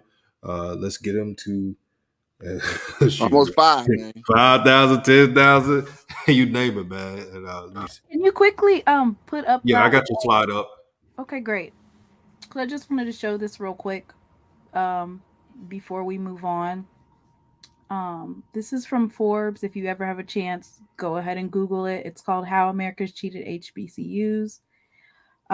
This came out in March of 2022. I talk about this a little bit briefly on my show, but it's great that we're here so that because we're talking about, the administration and the lack of organization and the need for all of these different things. And it all goes back to funding. And the only thing that I would say is imagine if the heat that Ed Reed and Coach Prime put on HBCUs, imagine if they called out Congress, the president, the senators, and the House of Representatives. The smoke that they're giving administrations and saying it's the complacency, it's the complacency. Imagine if that complacency was placed on Mississippi's governor or Florida's governor, President Biden, because saying I don't know all of the semantics, but I will say just off of doing some research about President Hudson, the initiatives that he's took, and there's even a YouTube where he's talking about how much it costs to secure the campus, and he estimated that it was about $10 million. And then we see IHL not approving funding for various things, and you keep on talking about complacency, but it's misplaced. I'm not going to say anger, but you're misplacing where it comes from. So yes, the administration isn't getting things done, but why are they not getting things done? And if the same goes, I don't know about Bethune, but for Jackson State particularly, how many times have we applied to have our own water system? And you have to go and it has to be state approved. We're in Mississippi and they've denied it over and over and over again. And for people saying that we need to fundraise for these initiatives, we are a state-funded university as well as a lot of other HBCUs, which means the donations that we need to be receiving is from the state because they owe us that money. All right, good information there. We got Jay Blue in the house. What's good, my brother? Nothing much. What's going on, man? I just wanted to actually, Sheila Z wanted me to come on and talk about Bethune-Cookman. I used to work for Bethune-Cookman. Oh, so great. So I've worked in higher education for over 17 years. Worked for them starting in 2015. I literally had to, when it comes to contracts with Bethune-Cookman, I literally had to tell my potential or prospective boss that I was not putting in my 2-week notice until I had a contract in hand to sign that contract, because I was not leaving a job with no contract in hand, right? So Bethune is private, so they do things a whole lot different than state schools, right? The administration that was there in 2015, the Jackson administration, they left that institution in shambles when it comes to finances.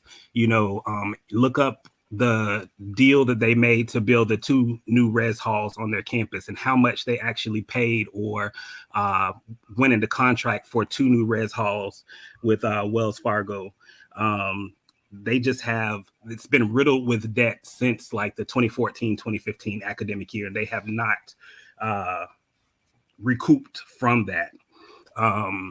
In my opinion, with Cookman, their focus needs to be on hiring a actual president, and the board of trustees does not need to run off the next president like they did Dr. Shrike. So they need to be focused on hiring a president versus hiring a football coach, in my opinion. Somebody that's a visionary that can come in, right the ship, get them on good financial footing, and moving forward that way. The whole thing with Ed Reed coming in and everything and him going off, to me, it seems like he like somebody else said, it looks like he applied and interviewed via Zoom and had never one day stepped foot on Bethune-Cookman University's campus to see what it looks like. It's an old historic campus. It already needed some work done to it prior to the two hurricanes coming through, but the two hurricanes coming through added to the problems that they already had on campus. And so their priority should be to fix the campus so that those students, I have two god sisters that go there now, so that they can actually have a good, decent place to actually have class, not to be purchasing or paying for a new refurbished football field for practice. That should not be, that's technically not the priority in this case.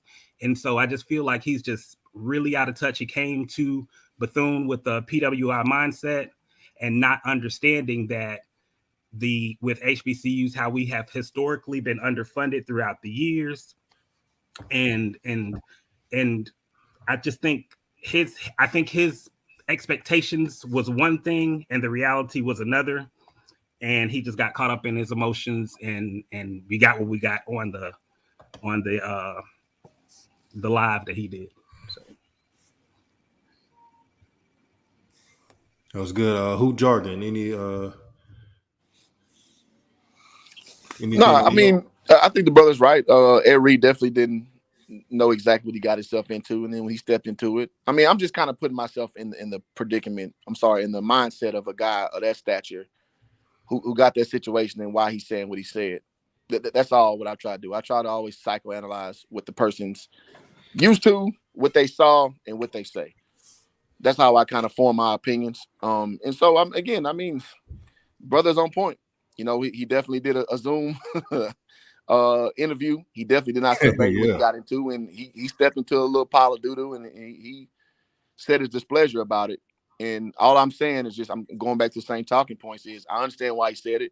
I thought it was very unprofessional how he went about it. That's why he apologized, which I'm sure is a fake apology. But the meat and potatoes of it was not incorrect. That's it. And I want to mention that I think all of us on the panel and most of us in the chat, we all want what's best for HBCUs, even though there's different opinions on it. We all want HBCUs to have the best facilities, the best everything. But we also got to realize it's not like other PWIs. There's so much adversity from outside sources that prevents us going to the next level. When you talk about schools and adding more buildings for new students, there's so much stuff that needs to be fixed.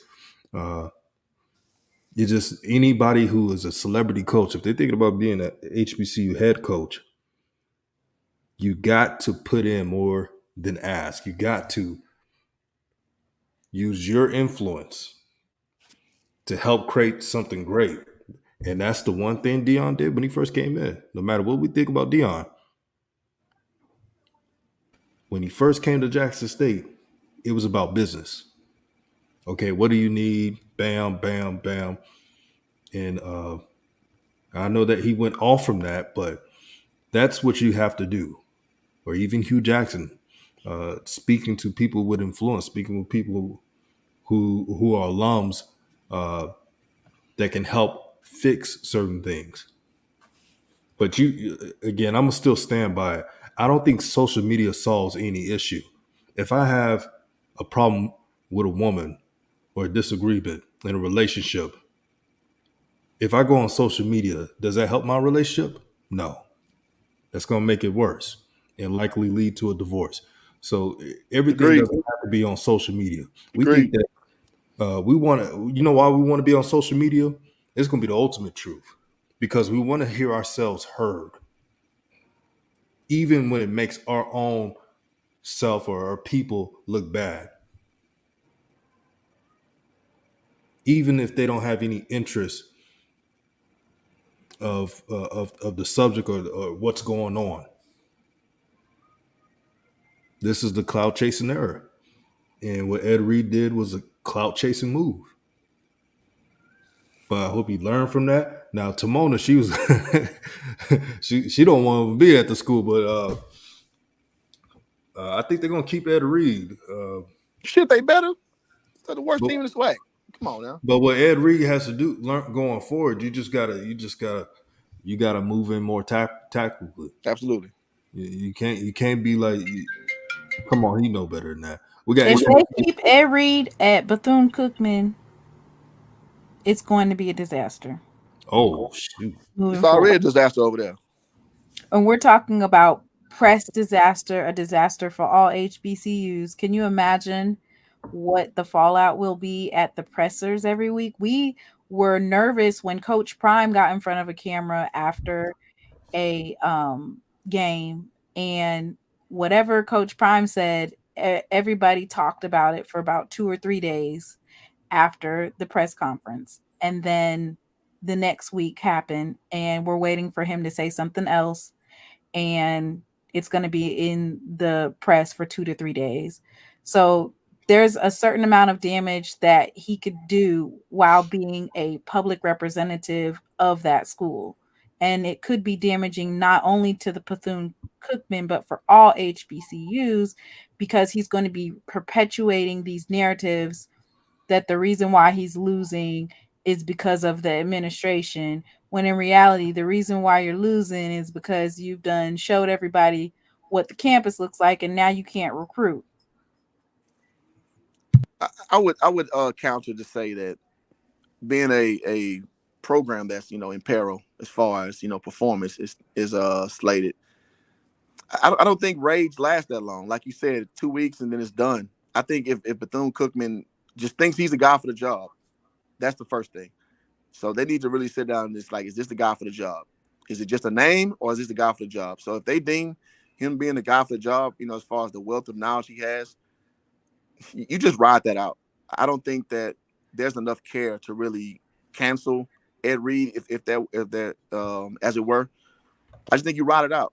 And if he's the guy, who is the person committed to help your program out with his connections to South Florida, with his wealth of NFL knowledge, you just ride it out. I mean, because in my opinion, the swell of fallout it's not going to last long. It never really does. With So FAMU and Jackson State already with their program built up, because we've had 3 years and our recruiting class did not drop off. Yeah. FAMU and Willie Simmons, they've been recruiting for the last couple of years really well, and they have not fell off. Mm-hmm. The probability that Ed Reed is going to be successful this year is slim to none. And let's just be real, he's here because he wants to have a Power 5 job. Yes. Nothing wrong with that. So you're saying that there's nothing wrong with him having a Power 5 job, which means he's not going to be here for very long at Bethune and already causing issues. I feel like they need to go after a coach who is going to be there for more than 2 to 3 years, because when he leaves, is he the type that's going to build a program like Coach Prime where the culture is good enough that the recruits will still come? Well, that's what I said. Can I play devil's advocate? I'm going to go real quick. Hold on. We got HBCU Overdrive. Okay. I love. Can I go real quick, DJ? Just real quick. So no, you're right, and that's why I led in with they got to decide if he's their guy or not. If he's their guy, you just ride out this little quote unquote outrage and you get to business. But if he's not the guy, if you deem that he's not there for the right reasons, then I'm with you. Yeah, you get rid of him. So my premise is prefaced on that platform, and realistically, you're not gonna know till about year 3 of what he is. So you do gotta vet him a little more. I just want to put that out there. So you're not wrong. I just want to put that out there. So hey, what's going on, everybody? Man, I'm gonna go on to play devil's advocate, bro.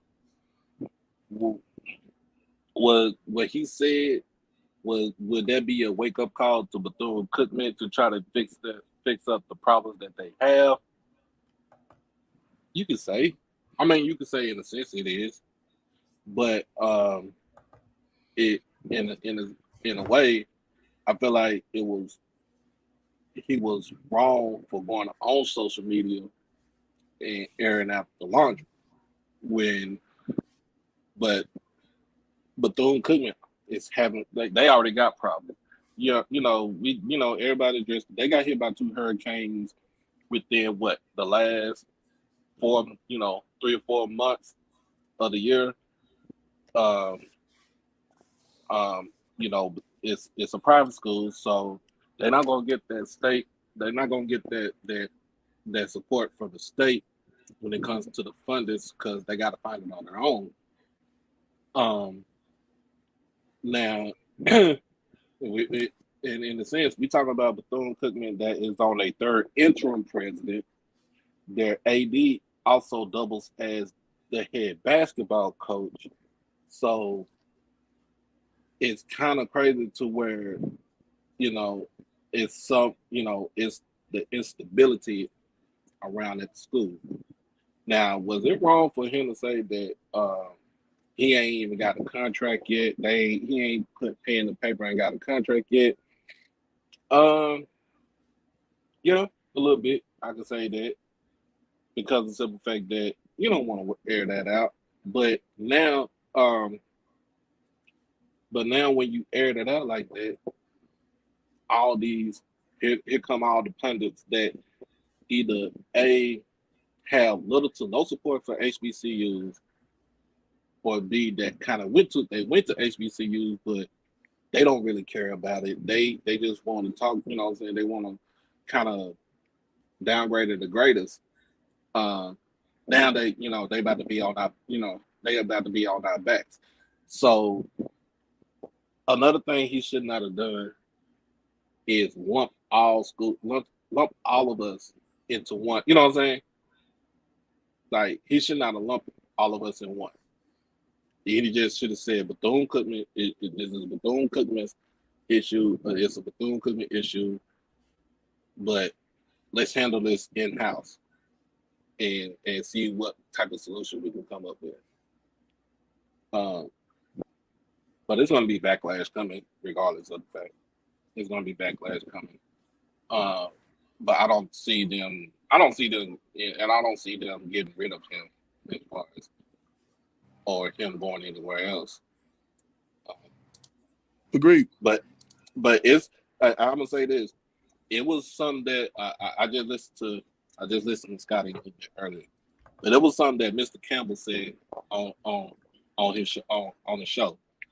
He said that when Ed Reed was at the University of Miami, the youth that we talking about, the youth, their facilities wasn't all that great either. In fact, you had one of the more worst facilities when you were in the Big East. You had one of the more worst facilities when you in FCS and Power 5. How did you get the facilities up to par? Y'all played, you played and you won. You know what I'm saying? You won championships. All right. So what he said was, this is what I would tell a recruit. I would tell a recruit, when I was at Miami, we didn't have all the glitz and glamour that you'll see at Alabama or Colorado or Texas, or or Texas A&M and stuff like that. But if you come here and we win, and we continue to win, we dominate, we continue to win, you will see all that stuff come into fruition. And that's what you need. You just need to go ahead and just be just like that. But I mean, some people don't have their own opinion about it, though.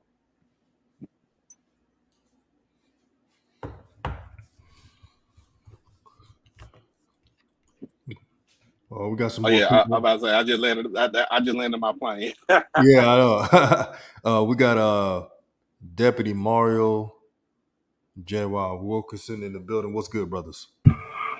What's going on, Rome? What's up, Good, man? good. Salute, bro. Good. What do you think about this conversation? I go first. Well, my problem with it, guys, we keep saying that it's the HBCU infrastructure, right? I don't think it's the infrastructure, because the infrastructure is there. We just don't have enough people to perform the other duties that we asking our people to do. I went to Jackson State back here from '93 to '97, right? And everybody know going to the tower what that's about, going to speak to your financial aid, probably like every black school.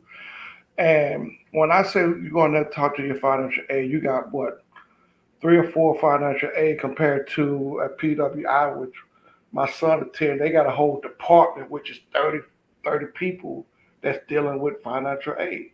Same thing, you building an organization. So I'm over IT, right, for my company. I'm the vice president. I started now with a IT department, was about 8 deep, but I got over 50 sites. How can I support that efficiently if I don't have most of my guys doing double duty? So by me telling and talking to different administrators out, listen, I need this thing to break down. And when they telling me it's about funding or money to get people hired in, that's a cost associated with that. I'm not saying that the guys cannot do a great job, but you got an army switch knife when they could be better suited for an area they need to do. I might got network guys doing system work, right? Backing up system engineer when I should have, which I'm building now, that most I should have 10 or 15 network guys, right? That way, and if we get to this technical things that our infrastructure start with money. Infrastructure start with people. The infrastructure, we got a person that came from a good infrastructure. I think when I was there, came from Tulane, had Tulane infrastructure that's coming from a PWI to Jackson State. They should have their vision because they see it on a larger scale, but they ain't gonna have the same people that they had when you got another precept of what you coming to with doing more with less. Our people do more with less. Some that's gonna fall off. So you're not gonna have, you can't quit saying infrastructure. When you say funding, like one lady made a good point. Funding. Funding costs a whole lot of stuff. I think at one time, Mississippi State would get $20 million for a program. Jackson State get $20 million for 5 programs. How can you compete with that? You can't. So the infrastructure is there. We just got, like she said, find out how we get more money to our public school or state institution school. They will stop trying to give it to. I mean, one time they were trying to combine Valley and Jackson State and Alcorn to be one unity. So they won't have to give money to the Valleys or they had to give money to the Alcorn. No one is talking about that, right? And because they're gonna give what they want when they want out. Like I saw this is a problem, another problem example with the football team, right? Dion at Colorado got for every one coach that we got, they got three, right? Mo Williams was our strength additional coach last year, coming from Georgia. Yes, he didn't have that many people. He was the strength department. Now he got like 5 or 6 people under him because they have funding and money to give out to hire people to help with this job. The infrastructure is there. You just got to add people to it to help carry out what you're looking for. We don't have the money. We ain't gonna be able to compete. What Ed Reed could have did is, like you said, is that, like I said, his antenna was up because he talked to Coach Prime before he went there. Coach Prime told him everything about an HBCU, right? If I know this knowledge and I got this understanding and I'm trying to build my program up, first thing I'm gonna do is reach out to people and say, listen, guys, I'm on social media. I need help with my football thing. Look, this is what we're working on. The kids need to do better. Any suggestion, anybody can help me get this thing going, I sure appreciate it, right? Yep. Dion cleaned his own office. He said, don't worry about it. I clean my own thing. If I can't get nobody, I would went to the maintenance department head and say, listen, I know you guys stressed, whatever. What does it take for, do you need some help? Do I need to help get some people in your department to help get this area clean? I don't care if he come for 2, 3 years. Everybody go to a job to get a better job. But all jobs ain't good jobs that you go to. I don't care if he stayed there 2 or 3 years. I didn't care. When Dion came, that was cool. He left, that was cool, right? I'm cool with that. I don't have no problem with that. But quit saying infrastructure. We don't have enough people to. I don't care if you got the infrastructure Microsoft put in Jackson State. You ain't got enough people to pull it out. It's gonna fail. Uh, J.Y. Wilkerson. Before I go to Deputy Mario, the chat is saying funding. is the problem. One of the main problems, lack of funding, not having the support of Correct. your state. Correct. Correct. And we got to stay focused on what's the major problem. Of course, there's things in HBCUs that are not perfect, but again, I could tell it back to it. I come back around to it. I understand a lot of fun. That's what. How yeah, do we? we How can't ignore the fact, brother. We Yeah. cannot ignore the fact at all, and that's the reason why I said everything. And this is how I would do it. I'm not telling you how everybody else would do it. This is how I would do it. If I was in Ed Reed's position, I'm only speaking to alumni and people influenced with Grambling State, with the president, or not Grambling, Bethune-Cookman, but the president of Bethune-Cookman, and talking until things get done. Because being on social media cussing everybody out is non-productive. It is non-productive. You don't get shit done cussing people out. Oh yeah, Deputy Mar, I'm gonna send you the link right now. Not only is it non-productive, you're burning bridges. Yep. You're showing people that you're unstable. If there are Black people that looked at it and said that this person is mentally off of his rocker, imagine him trying to ask a white person for money. They're going to be looking at him like, yeah, let me get back to you on that one. Because and I just don't think that he is meshing with the culture. One thing I will say about Coach Prime is that even though he wasn't from the culture, when he came in all of his arrogance and his glory, and we know how Coach Prime is, he came humbly. And he came and, he worked with Robert Brazil. He spoke with him before. He gathered different people around and asked about certain things. Instead of going and making a rant on Instagram, he had somebody explain it to him why something couldn't be. And even though he didn't agree with it, and he would say, there's too much complacency. Why can't things get done? Well, at state institutions, anybody who's worked in like the finance department, or if you're trying to get anything done, even I can remember in school working with in one of those student organizations, you had to get about 4 or 5 different signatures, and they were all in different entities on campus in order to get things done. Like you had to have 4 or 5 people approve whatever it is that you were asking for, especially if it was with regards to funding or money. And so I think that that's not even mutually exclusive to HBCUs. Like when I went to a community college, and once again, I was in a student organization, and we were trying to get a grant to do some type of Women's History Month.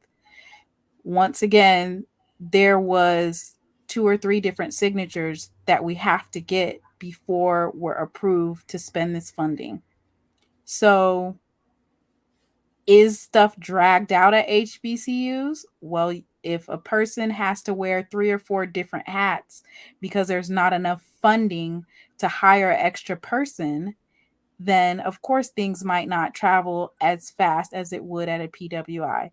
But I think the main issue that we need to just work on, instead of asking for people to make donations, if you're a state-funded institution, we need to be holding them accountable. We need to be figuring out who is the lawyers that's getting ready to file this lawsuit, because that's the only way that you're going to get what you need. 1 million donors can give $10, and it's still not going to be enough to bridge that gap in funding. Excellent. I got to give Timona credit on one thing. She does her research. She knows what she's talking about. We got Deputy Morrow. You was here. Now you're not. Brother, let me send you the link again, because I definitely want to hear your perspective on this. But these are the type of conversations we got to have. I want y'all to notice something. Everyone's respectful, even those who disagree. Um, I think we find more solutions when we're listening to others, not listening to be right, but listening to get the facts and clarity. And if we practice that in society, we would actually have peace for once. Deputy Mario's in the building. Deputy Mario, I wanted to hear your opinion on this take, my brother. I've been kicked out 3 times, so. I got you back on, brother. But my opinion will be slightly different. I don't think Ed Reed should be counseled. Ed Reed brings a lot of changes and resources. He's played at the highest level. He knows a lot of people. And I also think Ed Reed, too, can bring resources that all our HBCUs can benefit.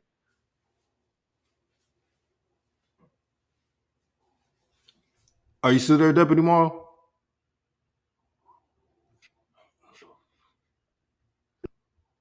We probably got a bad connection. Saying that Ed Reed is going to bring resources to all HBCUs is like saying Prime was going to bring resources to all HBCUs. It's just not feasible.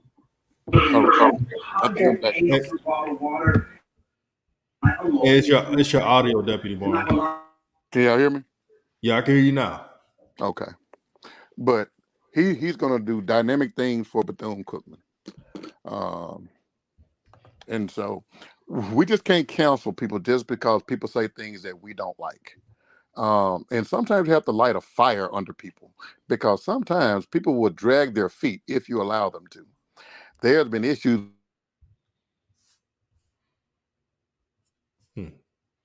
So you can't allow people to drag their feet, because if you allow them to drag their feet, they'll sit on their hands and let you do all of the work. So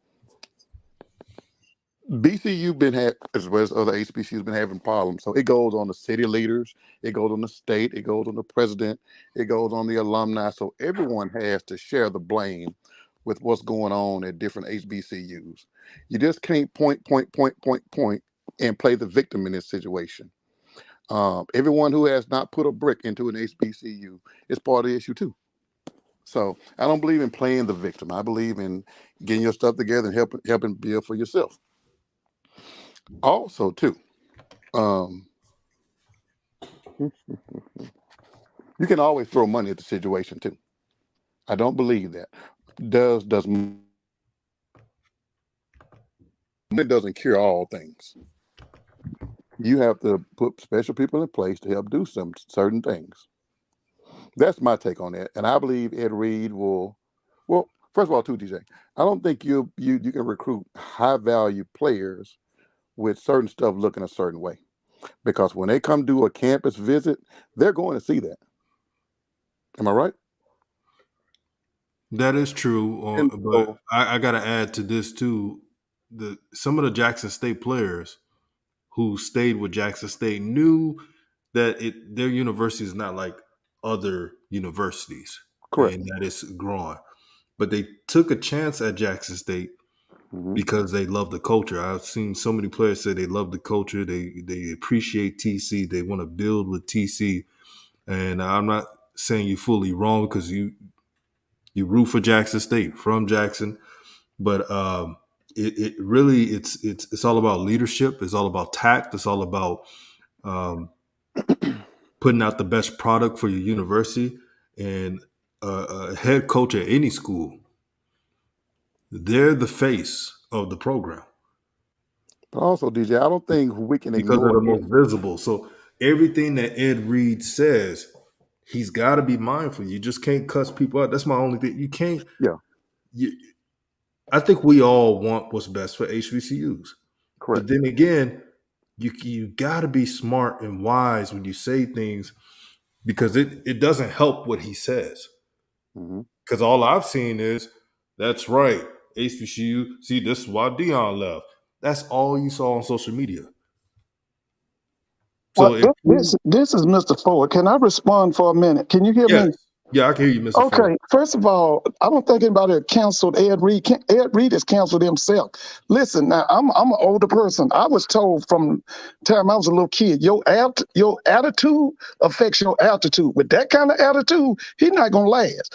Either Bethune gonna get rid of him or he's gonna leave Bethune. But that's not why I wanted to interject. Let me tell you this. For all of your listeners today, if you can, I want to give you a homework assignment. Go to Forbes magazine. Forbes magazine has published a report, and it comes from a book called How America Cheated Its Black Colleges. Listen to these numbers. In the last 30 years, the government, state and federal, has cheated North Carolina A&T out of $2.7 billion, Florida A&M $1.9 billion, Tennessee State $1.9 billion, Southern University $1.3 billion, Prairie View $1 billion, Arkansas Pine Bluff $457 million, Alabama A&M $437 million, Alcorn $302 million, and you know it's probably more than that. So I think one of the things we need to do here, because I'm hearing a lot of talk right here, it's obvious a lot of us not studying history. Okay, why would your oppressor make your school better than his?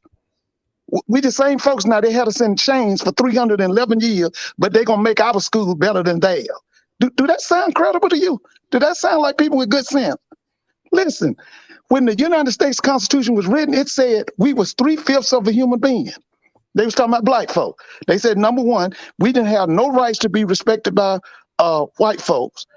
We were not citizens, and we were only to be counted for population purposes. Now, even though they wiped that out of the Constitution, don't you know that the majority of them people still feel the same way? So I'm gonna say this, and I don't see what we're doing here. We're doing a lot of talking, but it's obvious we hadn't studied history. And so, thank you for letting me say that. Okay. No doubt, Mr. Ford, the OG. Thank you for being on, Mr. Ford. Man, he came through blazing, man. I appreciate Mr. Ford so much, man. But yeah, we need to have these type of conversations. It's only going to make things better, and I'm going to be interested to see how things play out with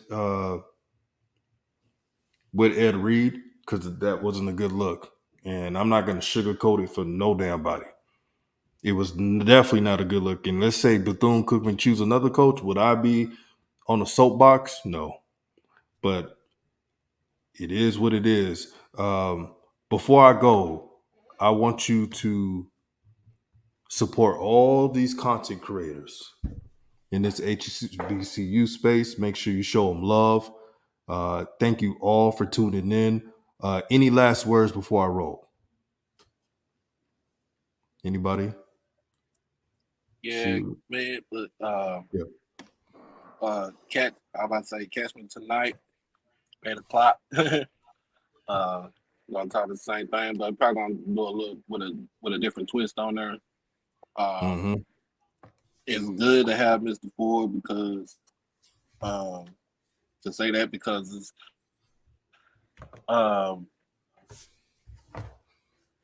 sometimes we do need to go back and revisit history. A lot of us don't want to do that, but we got we gotta do it. We gotta go back and revisit the history. So, but no, I mean, like that saying goes, man. My brother, as always. No doubt, man. And I'm gonna tune into your show, my brother. She Loves Z. You going live too, right? Tonight? I'll be on there for a little bit, not too long. Okay. My son has school in the morning, so. But yes, thank you for having me on the show. Anybody who's not subscribed, if you would please subscribe to my show. I haven't done any lives yet, but I will probably starting next month start going live. And thank you for allowing me to talk on your in your space. No doubt. You're always welcome, and I appreciate your intelligence, wisdom, and just everyone pitched in and gave opinions. Again, each of us have different opinions, but the common solution is, as you all know, to level the playing field. That doesn't change. No matter who's the coach, who stays, who leaves, that's the same. I want to say thank you for everyone that joined. Deputy Mario, what's good, brother? Any last words? DJ, I do want to say thank you and all of the other callers. You know, you got another dynamic show as usual. Thank So you. keep up the good work, and if the content creators can drop their link, I'll be glad to follow. Hey, y'all go do it, man. Subscribe to She Loves Z, Hoop Jargon, HBCU Overdrive going live tonight. Ken Clark, 1400 going live. Yeah, let's get to She Loves You to 1,000 subs, man. And let's get to HBCU Overdrive. I'm gonna say 5,000, brother. I know you just got Oh to yeah, yeah, 1,000. yeah. We're gonna go for Bro, 5,000. I just got 1,200, so I'm good. Oh, I mean, I'm cool, but shoot, let's move to 5,000. Shoot, I'll take it like that. Hey, oh. another thing. I know it's Monday. How about them Cowboys? So you Oh, already yeah, know how it is. hey, they better win that damn game, brother. Oh, they'll win the game, bro. It's gonna be a ride here in Dallas, bro. Oh yeah, if they don't win, they ain't gonna have no opportunity better than that. They better win this game. But yeah, that's all I wanted to say. I want to also say shout out to Mr. Campbell. Thank you for tuning in, my brother. And I'll let you guys know when I do another live stream. If you want me to talk about a certain topic, hit me up on Twitter, and I'll figure out a time to have these discussions. But peace and blessings, everyone. Y'all have a blessed and safe day out there, and I'm out.